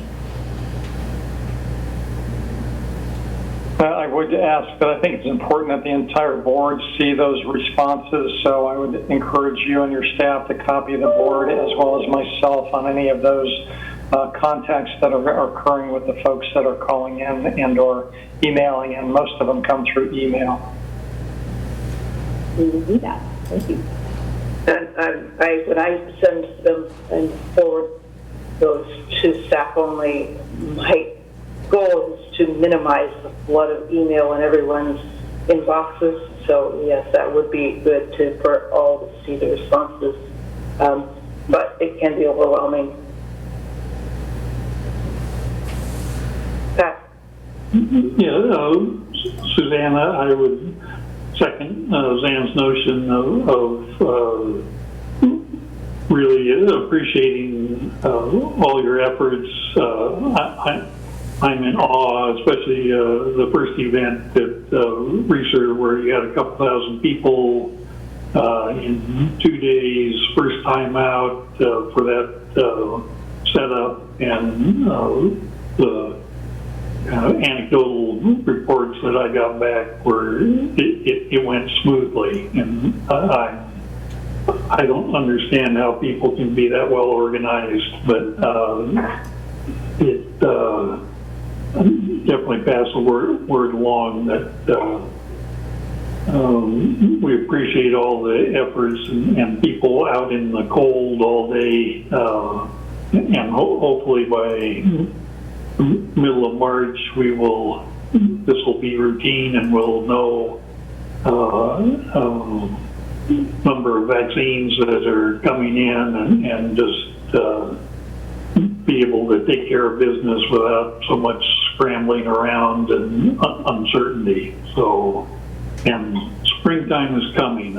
Even in Kings Valley, the daffodils are starting to show up. So I think hopefully we will get this kind of on a routine basis and get through the population. So thank you for you and your staff's efforts on behalf of all of us. Thank you.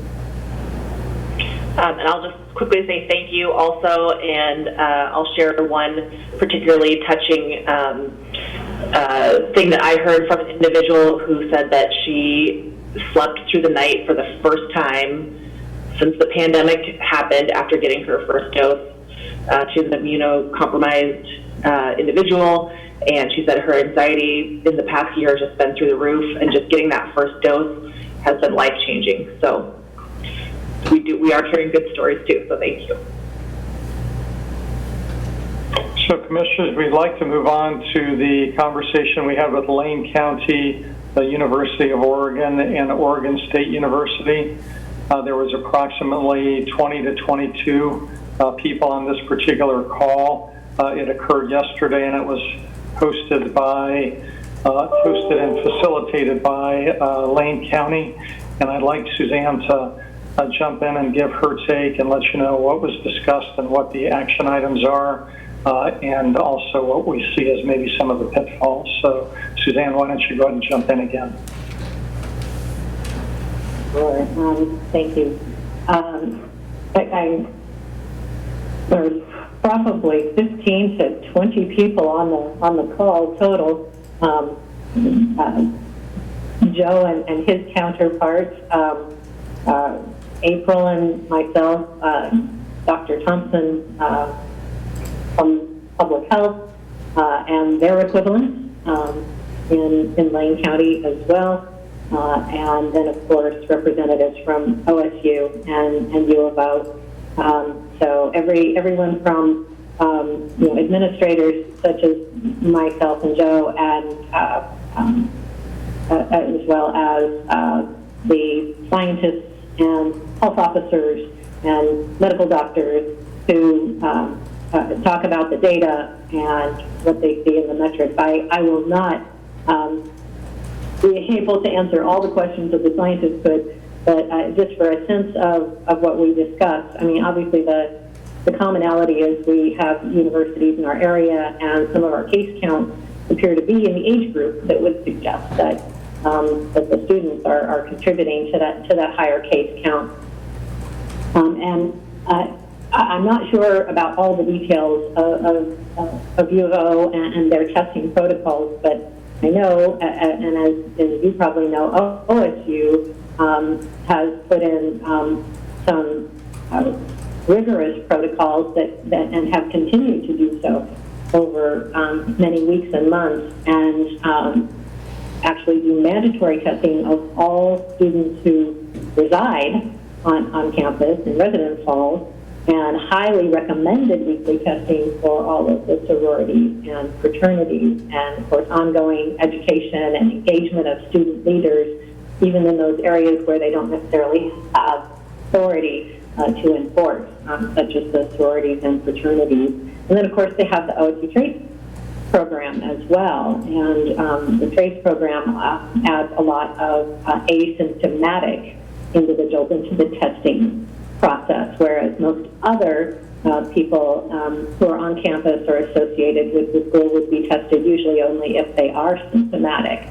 So the combination of all that is a lot of robust testing in addition to all of the other testing what's going on in the county.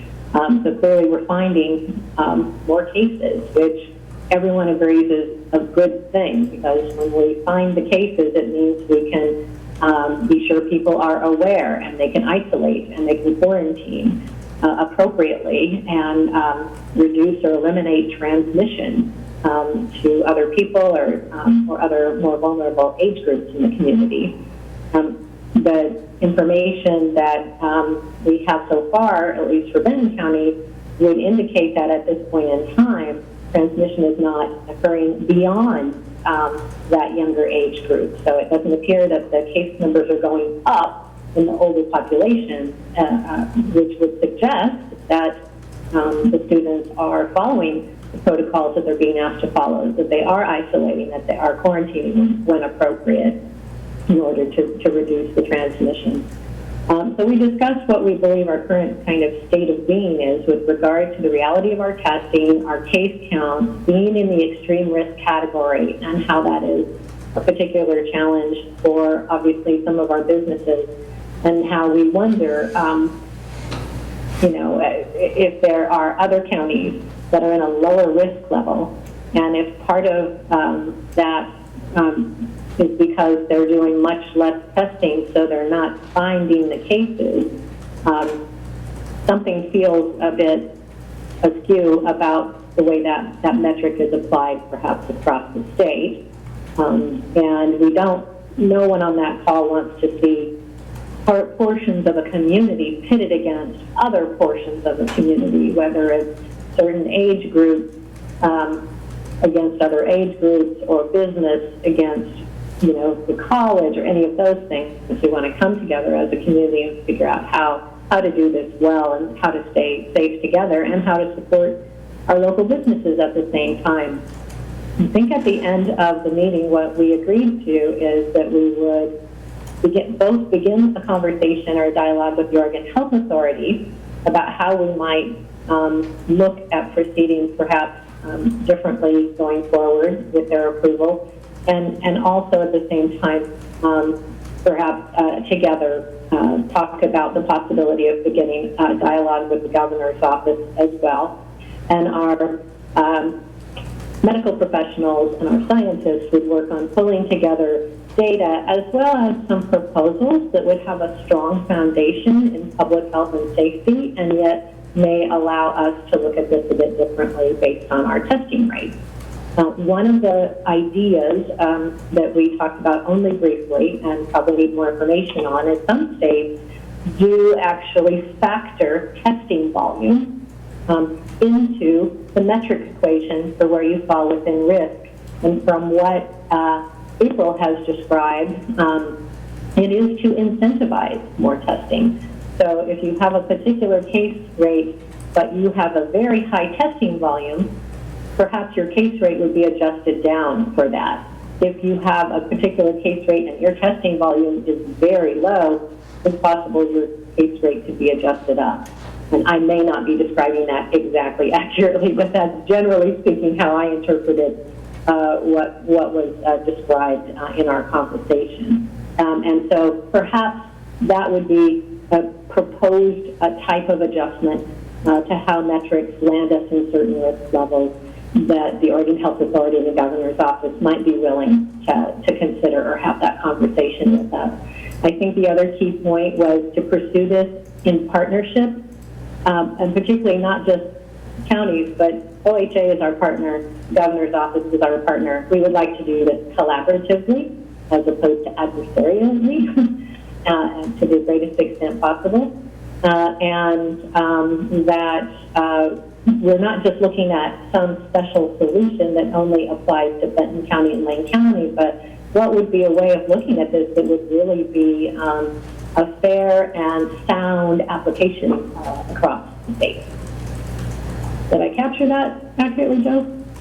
Suzanne, I think you did an excellent job. One thing that I would add is, Commissioners, I think there could be, or I think there is a maybe difference in approach desired between Lane County and Benton County. I would say that Lane County was advocating to just take this issue up with the governor and to not include OHA in the dialogue. I disagreed with that approach. OHA, while they're not perfect, like we're not perfect, they certainly are a partner and a very important part of our system in terms of being able to deliver services. And I think we have to be careful where we're not disenfranchising OHA and that we are trying to work with them. At the same time that we're working with the governor's office as well. So I shared that I disagreed with the approach of just going directly to the governor's office without engaging OHA at the same time. So I think in general, at the end of the meeting, the majority of the folks either agreed with that and or maybe relented.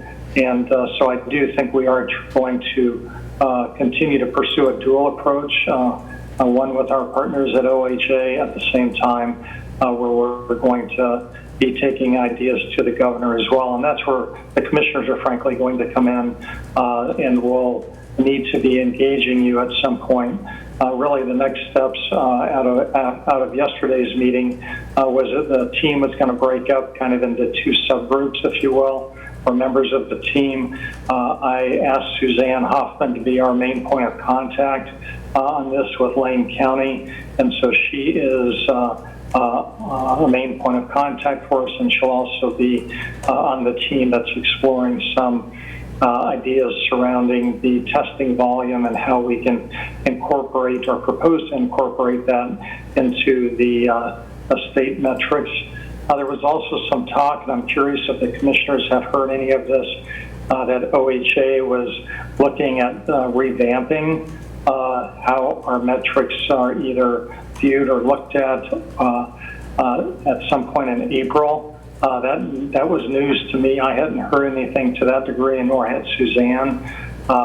We were just the reason that could be important is we want to strike while the timing is hot. If OHA is going to be looking at the metrics, this is the time to be engaging them, so they take this into consideration as they're looking at the metrics. So anyway, those are the items that I just wanted to add.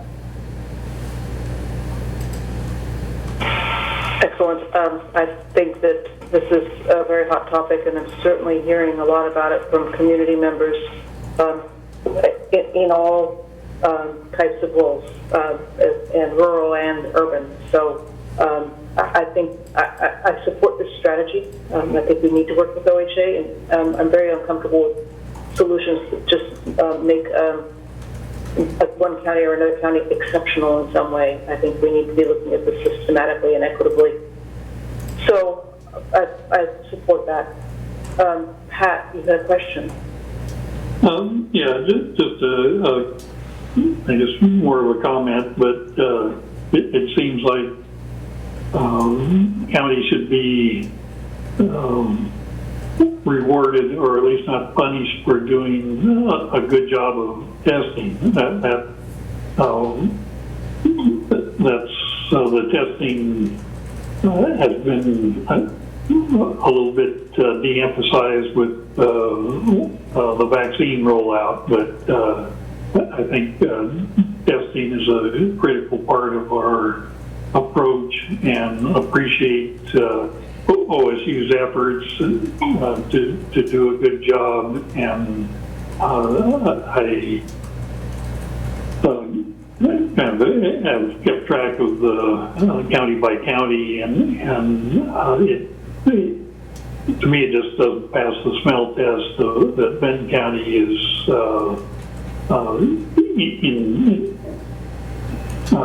towards the bottom of the list instead of middle to top, as we have been kind of from the beginning. So I would definitely support some you mentioned of adjusting case count by the number of testings being factored in. So I think everybody on our call yesterday shared the exact same sentiments that you're sharing. So I think Benton County and Lane County are in the on the same page regarding what you just mentioned.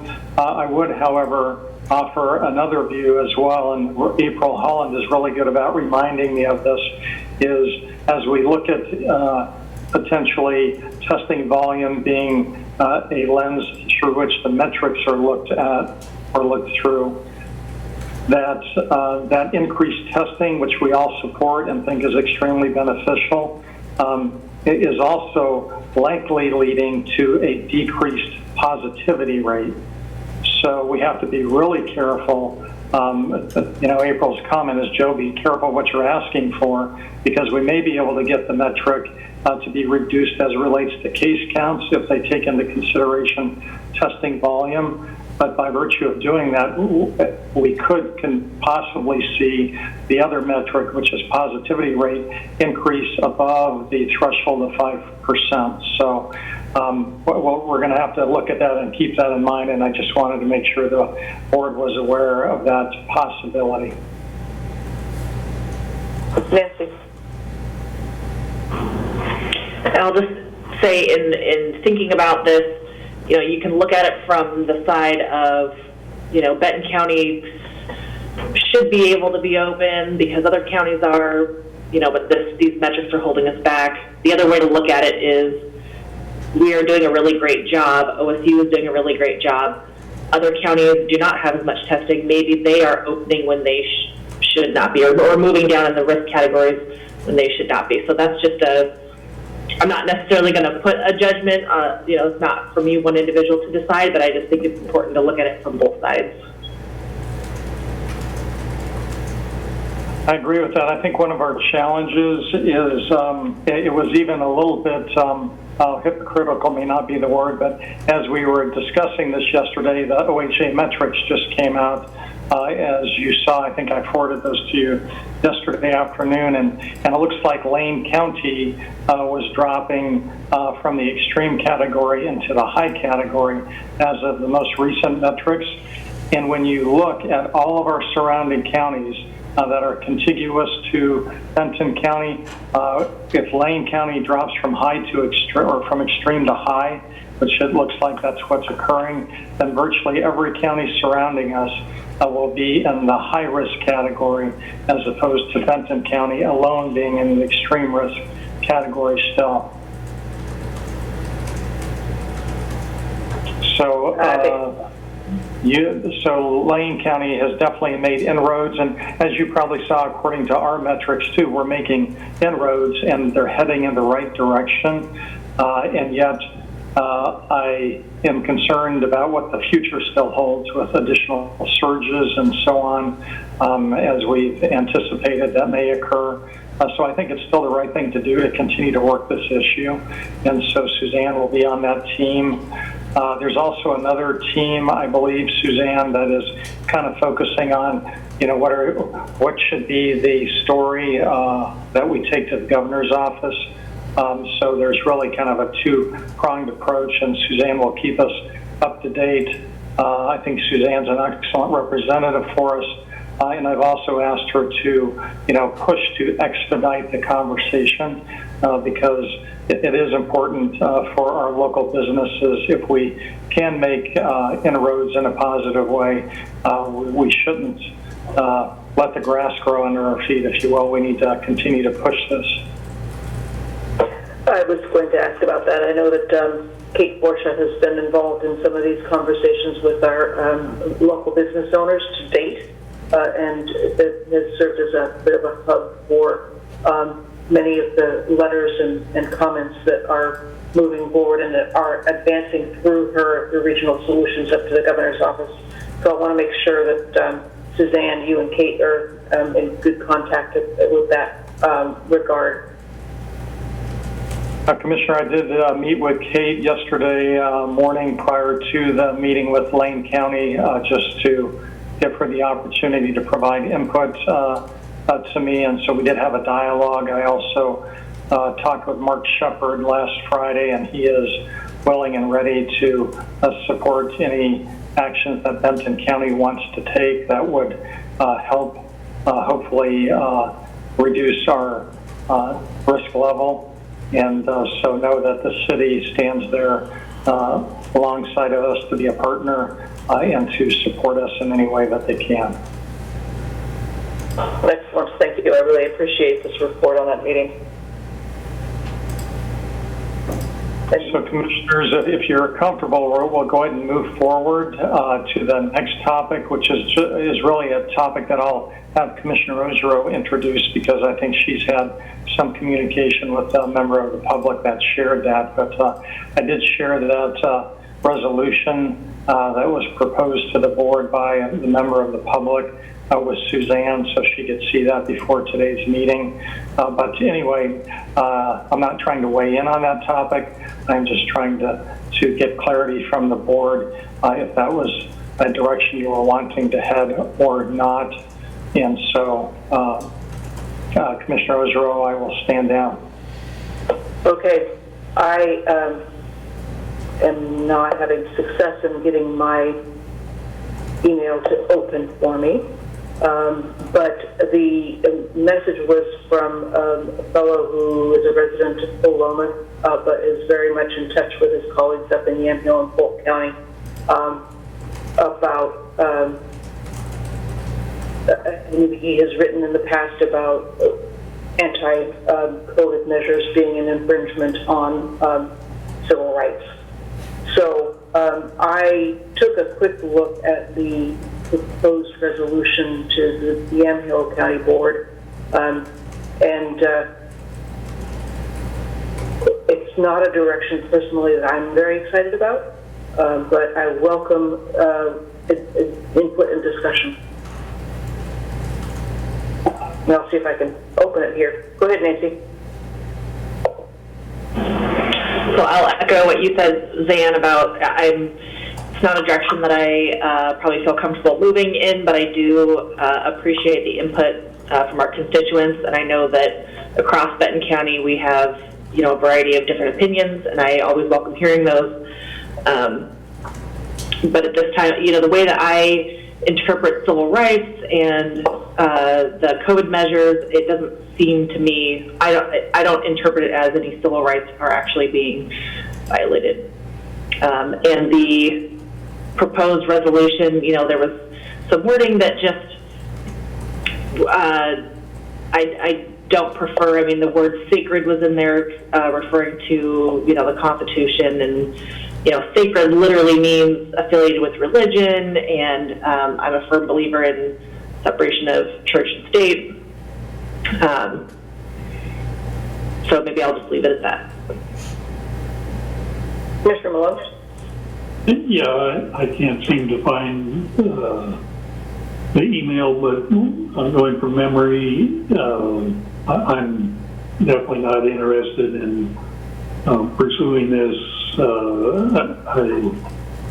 think, Jan, this was something you responded to, and I thought that was well written and accurate, and I don't need to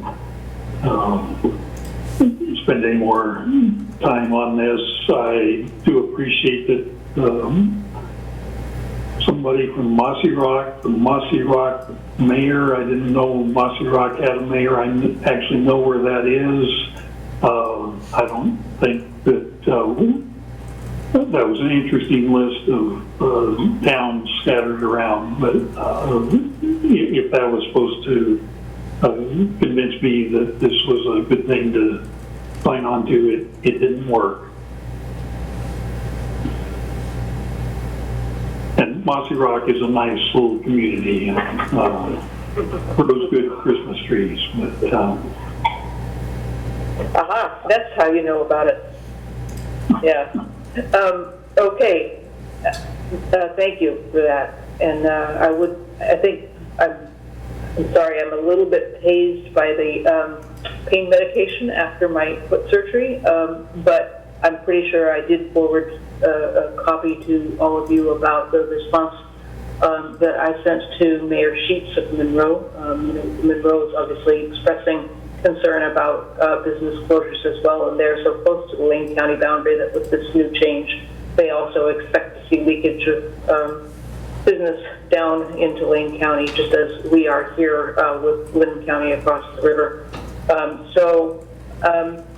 Continues to be an issue, but I also am very impressed by the balanced approach that most people here in Benton County want to take to the matter in terms of balancing health and the economy. So I am grateful for this initiative moving forward in partnership with Lane County. I look forward to exploring what we can do so that we are no longer an island of extreme risk, because I do not think that is a fair characterization of the situation here in Benton County. Thank you, Commissioners. We appreciate your feedback on the topic relative to the resolution, and I think we have the information that we need, and that is the board doesn't wish to pursue that resolution or something similar to that at this point. So, Suzanne, thanks for joining us this morning and all of your time you committed. We appreciate it. Thank you for your time, everyone. Appreciate it. Thank you. Okay, we will now return our attention to the consent calendar, which only contains one item, and that is the appointment of a member to the BOPTA, the Board of Property Tax Appeals. Andrew Freeboard, do I hear a motion? I would move to approve the consent calendar. Second. All in favor signify with an aye. Aye. Aye. Aye. Okay, thank you. That helps keep BOPTA on schedule moving forward. Last item of business is information sharing. And I would like to call on Commissioner Malone to start us off with that, and then we'll go around robin and see how quickly we can be done today. Okay, the main thing I had to talk about was the state legislature and trying to keep up on the goings on, and just I was sorry that I missed our legislative breakfast due to power outage that morning, and I guess my main concern question is how to coordinate our efforts.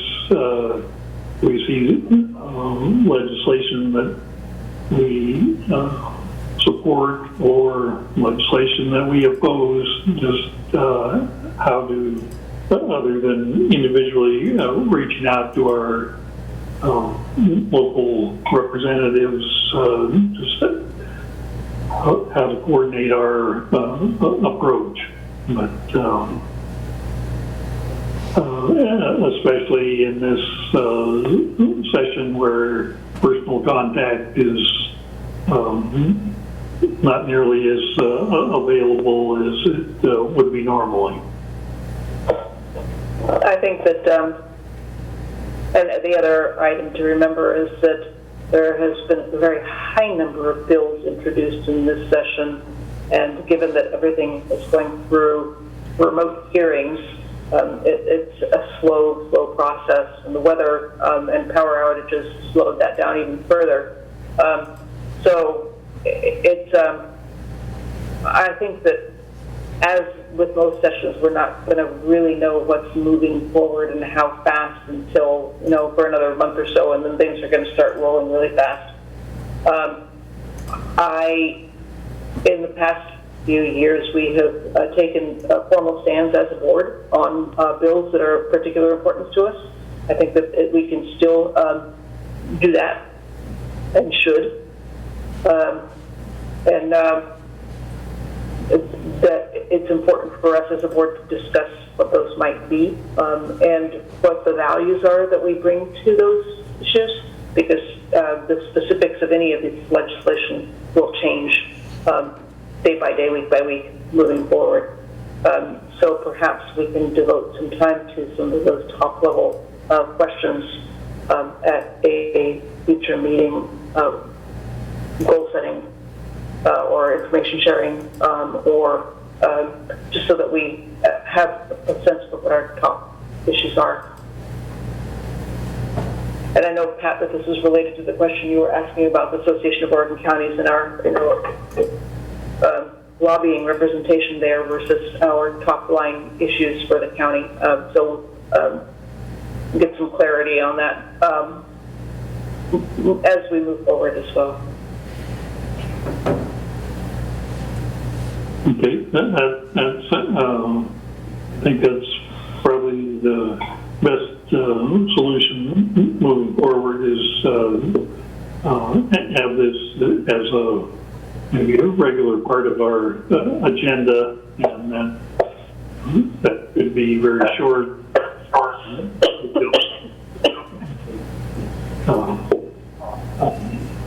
Specifics to talk about, but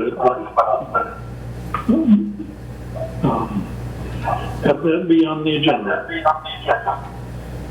Yep, that sounds good. And I can tell you that the letters, what we've gotten the most feedback about is House Bill 2417, which would provide the state framework and funding for HOOTS type crisis response model. So I've been telling people that we're watching it carefully, and that Senator Gelser is very supportive of this approach. So that's, I think, the best we can do at this time for some of these issues. Joe. I was just going to share that I did capture this as an agenda item for our upcoming goal setting in March. Thank you. Anything else, Pat?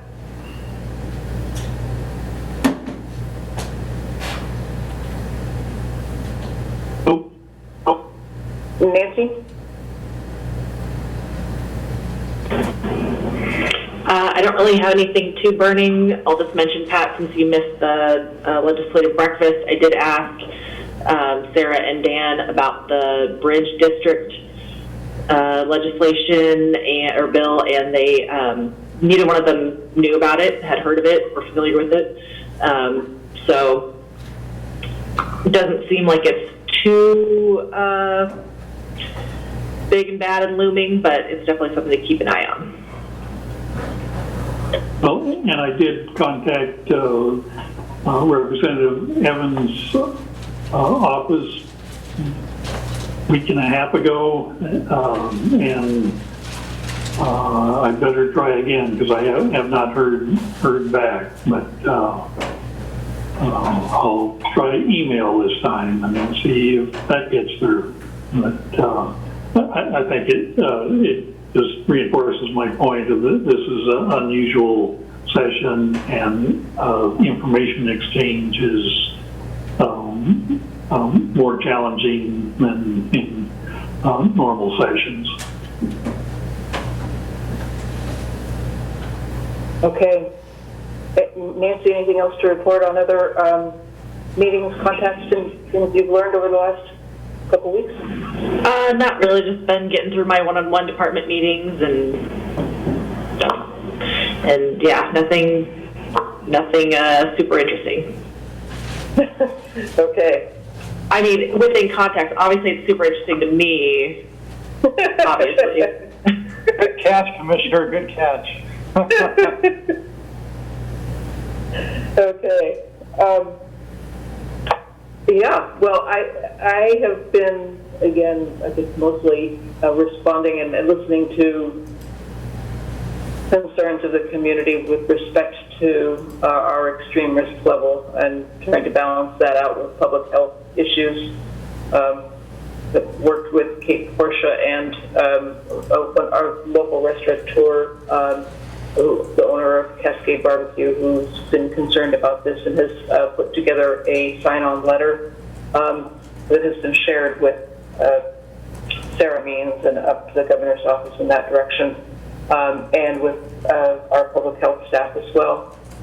And then almost simultaneously received a reach out from Dan Sheets, Mayor Sheets down in Monroe, with similar sentiments, And I think that there will also be a kind of a joint business letter or letters coming from the community of Monroe to support a shift in this category if possible. I also spoke with Dan Whalen from Peter DeFazio's staff this week, following up on the list of priorities that I had discussed with Senator Wyden's staffer, June Chada, a couple weeks ago that I shared with you all. And talking a little bit more about some of the infrastructure issues in particular, given Congressman DeFazio's role moving infrastructure legislation forward. And we ended up talking about water infrastructure, and not too surprising. It's an issue I've brought up with DeFazio staff previously, and the interest in collaboration here in Benton County on water supply issues and building redundancy, resilience. And but where we landed was a conversation about Monroe and the fact that Monroe has an uncertain water source. So I put Mayor Sheets into contact directly with Dan Whalen, and hope they will be having a follow-up conversation on that topic. I'm hoping that that can be useful for the city of Monroe. So I think there's a lot of opportunity. Once again, both Dan and June reminded us that there is kind of a standard form they use for expression of interest in federal funding or infrastructure funding, and that we should use that and send that same form to all of our representatives, to Congressman DeFazio and the two senators when we are ready to do so, and we need to do so in the next 6 weeks or so. So again, I wish we had our long-term capital improvement project all lined out and ready to roll, but I think that we can express some interest in some particular projects that where we might be able to benefit from federal assistance programs. We need to be thinking about that over the next 2 weeks.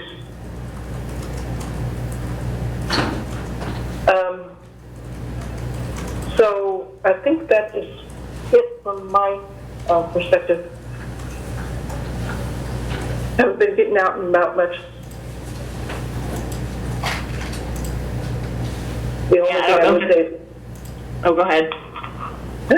I have been up to the Portland area and back a couple of times with respect to my foot issues and the devastation along the freeway and Highway 205, Freeway 205 is devastating. You know, there's so many trees down, so much chipping work and tree work being done everywhere, and I know that there are still hundreds of people without power. So that's all pretty daunting to think about. And I feel fortunate here in Benton County. I know that there are some folks that have just been reconnected in the last day or two to power, but we really were spared the worst of it.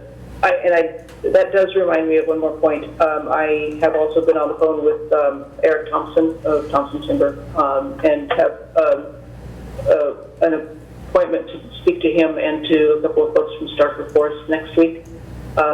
And I will report on that to all of you, but I expect that you'll probably receive reach outs as well from the timber folks. They would very much like to have host a forest tour again. We talked about late summer as possibly being a time to do that. Of course, we'll have to take all other things into account and hopefully not have crazy fire season as we did last summer. But that's aspirational. But a particular concern to the timber industry right now, of course, is the suite of proposals for severance tax. And Oregon used to have severance tax for timber that went to counties. It no longer does. And there are several different groups coming from different perspectives that are trying to reinstitute that severance tax. One of those bills would also eliminate the Oregon Forest Research Institute, which is kind of one that they are particularly upset about. So I will report back as a result of my conversations as we move forward.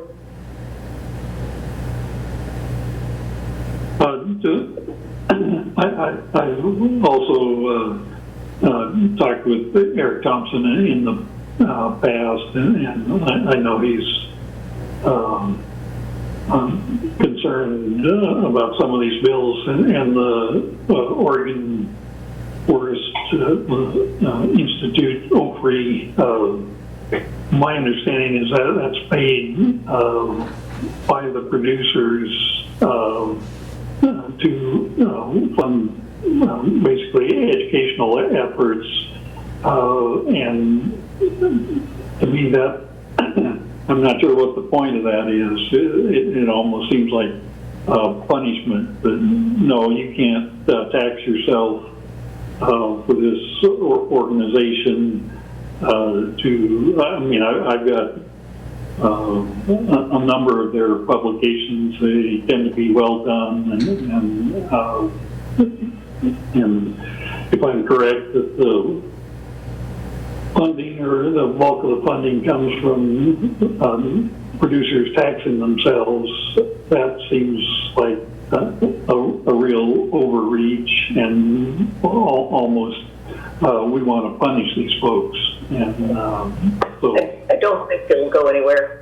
You know, it's a producer commission like the Strawberry Board or the Dungeness Crab Board, or other kinds of producer associations that are self-taxing. And I agree. I think that it would be a precedent that is not something that very many are very supportive of.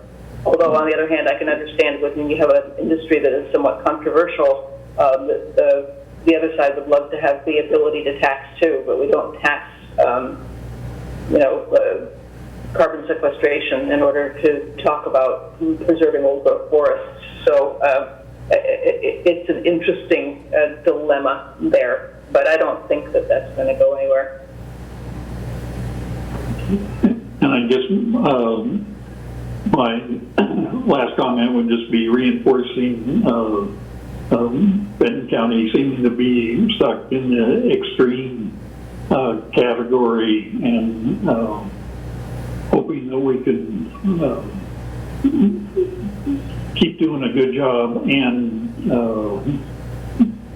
not be the only one in our area that's in that category. Like I said earlier, that just doesn't seem accurate with our, I think, strong efforts from the beginning of this pandemic last year. So, and time is of the essence. This isn't something that can that we have a lot of time to solve. Our local businesses need our support.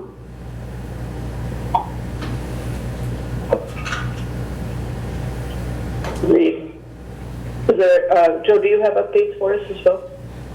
Commissioners, I'm happy to jump in with about 4 or 5 different updates whenever you're ready.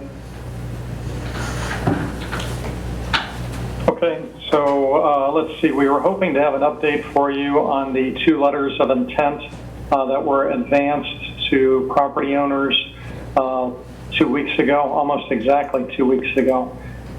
And that was the McFadden letter of intent, which is the property on the north side of town for the criminal justice system improvement project. And then the other letter of intent was to Lumen, who you're aware of and owns property immediately adjacent to our board's office. And we have not heard from either one of those folks after we advanced the letters of intent. Gary, our real estate agent, has followed up several times, and I had a meeting with him just yesterday, and Nick and Vance, and he still had nothing to report.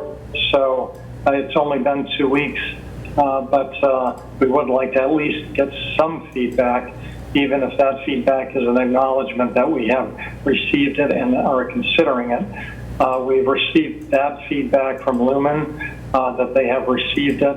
They were hoping to give us some type of feedback within a week. That hasn't occurred, but we haven't heard from Mr. McFadden at all. And so Gary Pond is following up with both of those folks, and we'll keep you posted. We tentatively are planning on an executive session next Tuesday, assuming that we have some developments between now and then. If we don't, then we won't have the executive session next week. So that's that item. Other item is we had talked, or I had been talking with our EOC staff as well as Vance regarding the possibility of Benton County declaring our own local emergency. As you're aware, the state early on included Benton County in their state emergency declaration, and this is relative to the storm damage that Commissioner Ogerow was speaking about earlier. So, but working with staff and Vance, it became apparent that it was not necessary for us to advance a local declaration with Benton County. So that's why I haven't come forward with that. The reason that we chose not to bring it forward to the board is we're frankly covered under the state declaration, and the only benefit to us to do a local emergency declaration at this point is in order to suspend our procurement policies to expedite getting additional crews in to clean up around the county if we needed that. In talking with Gary Stockoff and his staff, they felt that we were able to handle the storm damage on our own, and that we didn't need to bring in any additional contractors. Hence, we didn't need to rely on the procurement piece of the emergency declaration. So we are not pursuing that with the board. We are covered under the state emergency declaration at this point. So I think we're in good shape, and I wanted to close the loop with you on that. Also, earlier this morning, I was made aware of an item that I need to talk with each one of the board members about individually. So I will be launching phone calls to each of you shortly after we get off of this meeting, so that I can speak to you individually on a topic of concern. I've already briefed the board chair just prior to jumping onto this meeting at 9 a.m. So if you see your phone ringing, if you could take time out to pick it up, it is an important call. Let's see, also a little bit, as you know, on our agenda this afternoon with the city managers is the just an update regarding water infrastructure, and I wanted to at least give the board a heads up prior to getting into that meeting. You'll recall that Pat Hare engaged me in a conversation back in January about the city of Adair potentially serving or providing water to a subdivision that will be proposed outside of the county, or I'm sorry, in the incorporated areas of the county outside the city limits of Adair. And that subdivision application, by the way, has not been submitted to our community development department yet. I just checked yesterday and we have not received any submittal. But the reason that this is important is Pat was envisioning if that subdivision application were to come forward, the city of Adair would be willing to upsize the water distribution main that would serve the subdivision, that would allow for even further extensions of the water line towards Corvallis. And so as Commissioner Malone and Ogerow are aware of, this has been a long-standing conversation with the board. I do see this as a potential opportunity to advance improved water planning within our county. And so when Pat called me and said, "Hey, Joe, are you up for talking about this?" It's like, absolutely. So Pat Hare, Greg Barrett, and Barry Stockoff and I met probably about 3 weeks ago, and we explored this concept. And so after that meeting, I told Pat Hare I would get back to him that I wanted to reach out to the city of Corvallis. Mark Shepard and I had a phone conversation about 2 weeks ago on this topic, and Mark said that the city of Corvallis would be interested in being at the table. They're not committing to anything, obviously, at this point, but this could take care, if we were to extend a line from Adair and connect to the city of Corvallis, it could address some of the rural water district issues in the area relative to scarcity of water, and it could provide a emergency backup for both Adair and Corvallis if the need were to come up. So I wanted the board to be aware of that. I did call Pat yesterday, and what I was planning to propose to Pat, and we have to be a little careful here because our community development department, once that subdivision application is submitted, they're the regulatory agency, so they have to be careful, and they cannot be active in promoting certain projects based on that, but they can be involved. So that's a good thing. So what we're looking at is trying to create a work group that would consist of our community development department, our public works department, Pat Hare's consultant that he has been using for quite a while on water issues, and a city of Corvallis representative or two to really sit down and begin to vet this idea. As we brainstormed about it with Pat, I think there are a lot of possibilities to improve the water infrastructure between Adair and Corvallis, and maybe even a little bit east to North Albany, not all the way east.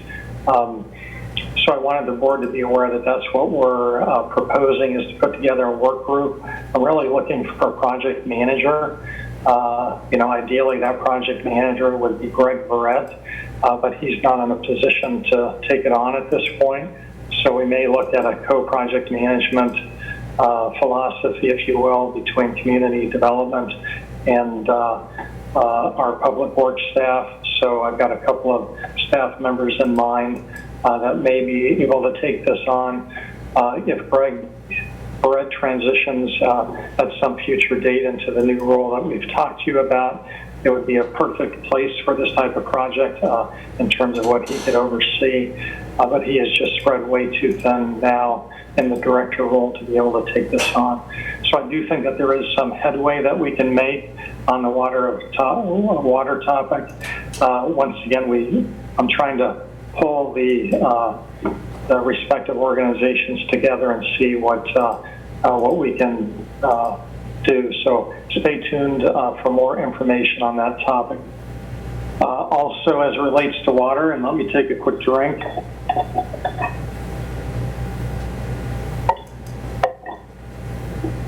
I briefed the board about a month ago that we had met with Dunbeck Water in the city of Adair. This is the second attempt to see if there's a solution for the Dunbeck Water District.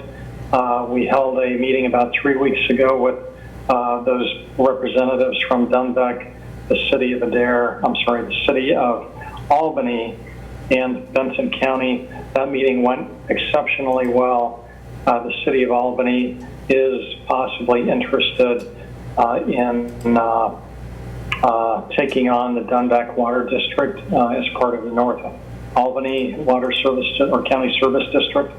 And so there are some possibilities here. We're exploring them more tomorrow. We have a follow-up meeting tomorrow. And the couple of action items that we took away from the meeting 3 weeks ago have been accomplished, and the initial feedback that I'm getting on those action items is positive, which means we will continue to talk and see if there isn't a long-term plan that we can come up with by way of the city of Albany providing the water to the Dunbeck Water District through the North Albany County Service District. So I'm optimistic, actually. Let's see. I also reached out to Steve Martinenko from the city of Monroe yesterday, just to remind him of our meeting this afternoon, and trying to include him as much as possible. He indicated that he would be present, and I don't know about Mayor Sheets. Commissioner Osrode, you may have an idea if he was planning on joining us or not. I don't have a sense for that, but I do know that Steve Martinenko is definitely got his hands full. I think they have a couple new employees starting soon. They've just been interviewing, so hopefully if he can't make it today, he'll make it next time. It sounds like he had it on his radar, so my hope is that he'll at least attend for part of it. Lastly, Commissioners, I am still working on our CFO replacement. Right now, as you're aware, I worked out a triage scenario with Mary Otley. Mary will get us through the budget process. She'll stay on board full-time till at least through the month of May, possibly into June. That won't extend any further past June 30th. As of June 30th, if we don't have another solution in place, she will continue to stay on part-time through the rest of the year. And it's my hope that we don't need that, but we could still need that, and it is still a viable backup plan. Over the last couple of weeks, we have reached out looking for the possibility of hiring an interim CFO. We have contacted no less than 5 individuals that provide this service. All of those individuals are taken as we speak by other organizations. There is one that will be freed up. Andy Parks is his name, who's currently providing a similar service to the city of Corvallis, and he will be freed up by the end of May. So that is a possibility. I can tell you it is exceptionally expensive, and we are talking about $175 to $200 per hour for contracting out with somebody to be an interim CFO. If you take $200 an hour times full time, that's 200,000 right there. And anyway, I do also believe that our consultant who did the restructure for us could potentially, the restructuring recommendations, I should say, could be a possibility as well. But they are at the top of the list as it relates to expense. So Mary and Tracy and I are meeting. It's either tomorrow or Thursday to talk about next steps. I have not ruled out the option of potentially advancing somebody internal in our organization to serve in an interim role and/or a trial capacity. We're going to discuss that more on Wednesday or Thursday of this week. I don't know if we'll go there or not, but I can tell you that as it relates to finance professionals, it really is slim pickings and right now. And there are lots and lots of opportunities in that particular segment of city and county government. And so I would say that it's a challenge to continue to recruit at this point in time, and that if we do decide to recruit in the very near future, it probably won't be for a couple of months. So with that being said, that's my last update for you. Okay, thank you. Any other comments or questions for Joe before we adjourn? Well, Joe, I appreciate you clarifying which emergency we were talking about. I was, you know, things are bad when you have to guess. So thank you. Yes, I apologize for not doing that at the beginning. I realized that after I was halfway into the dialogue.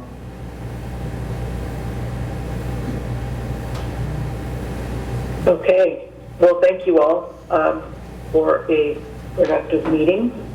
We will return, and I'll see you all this afternoon with our city managers.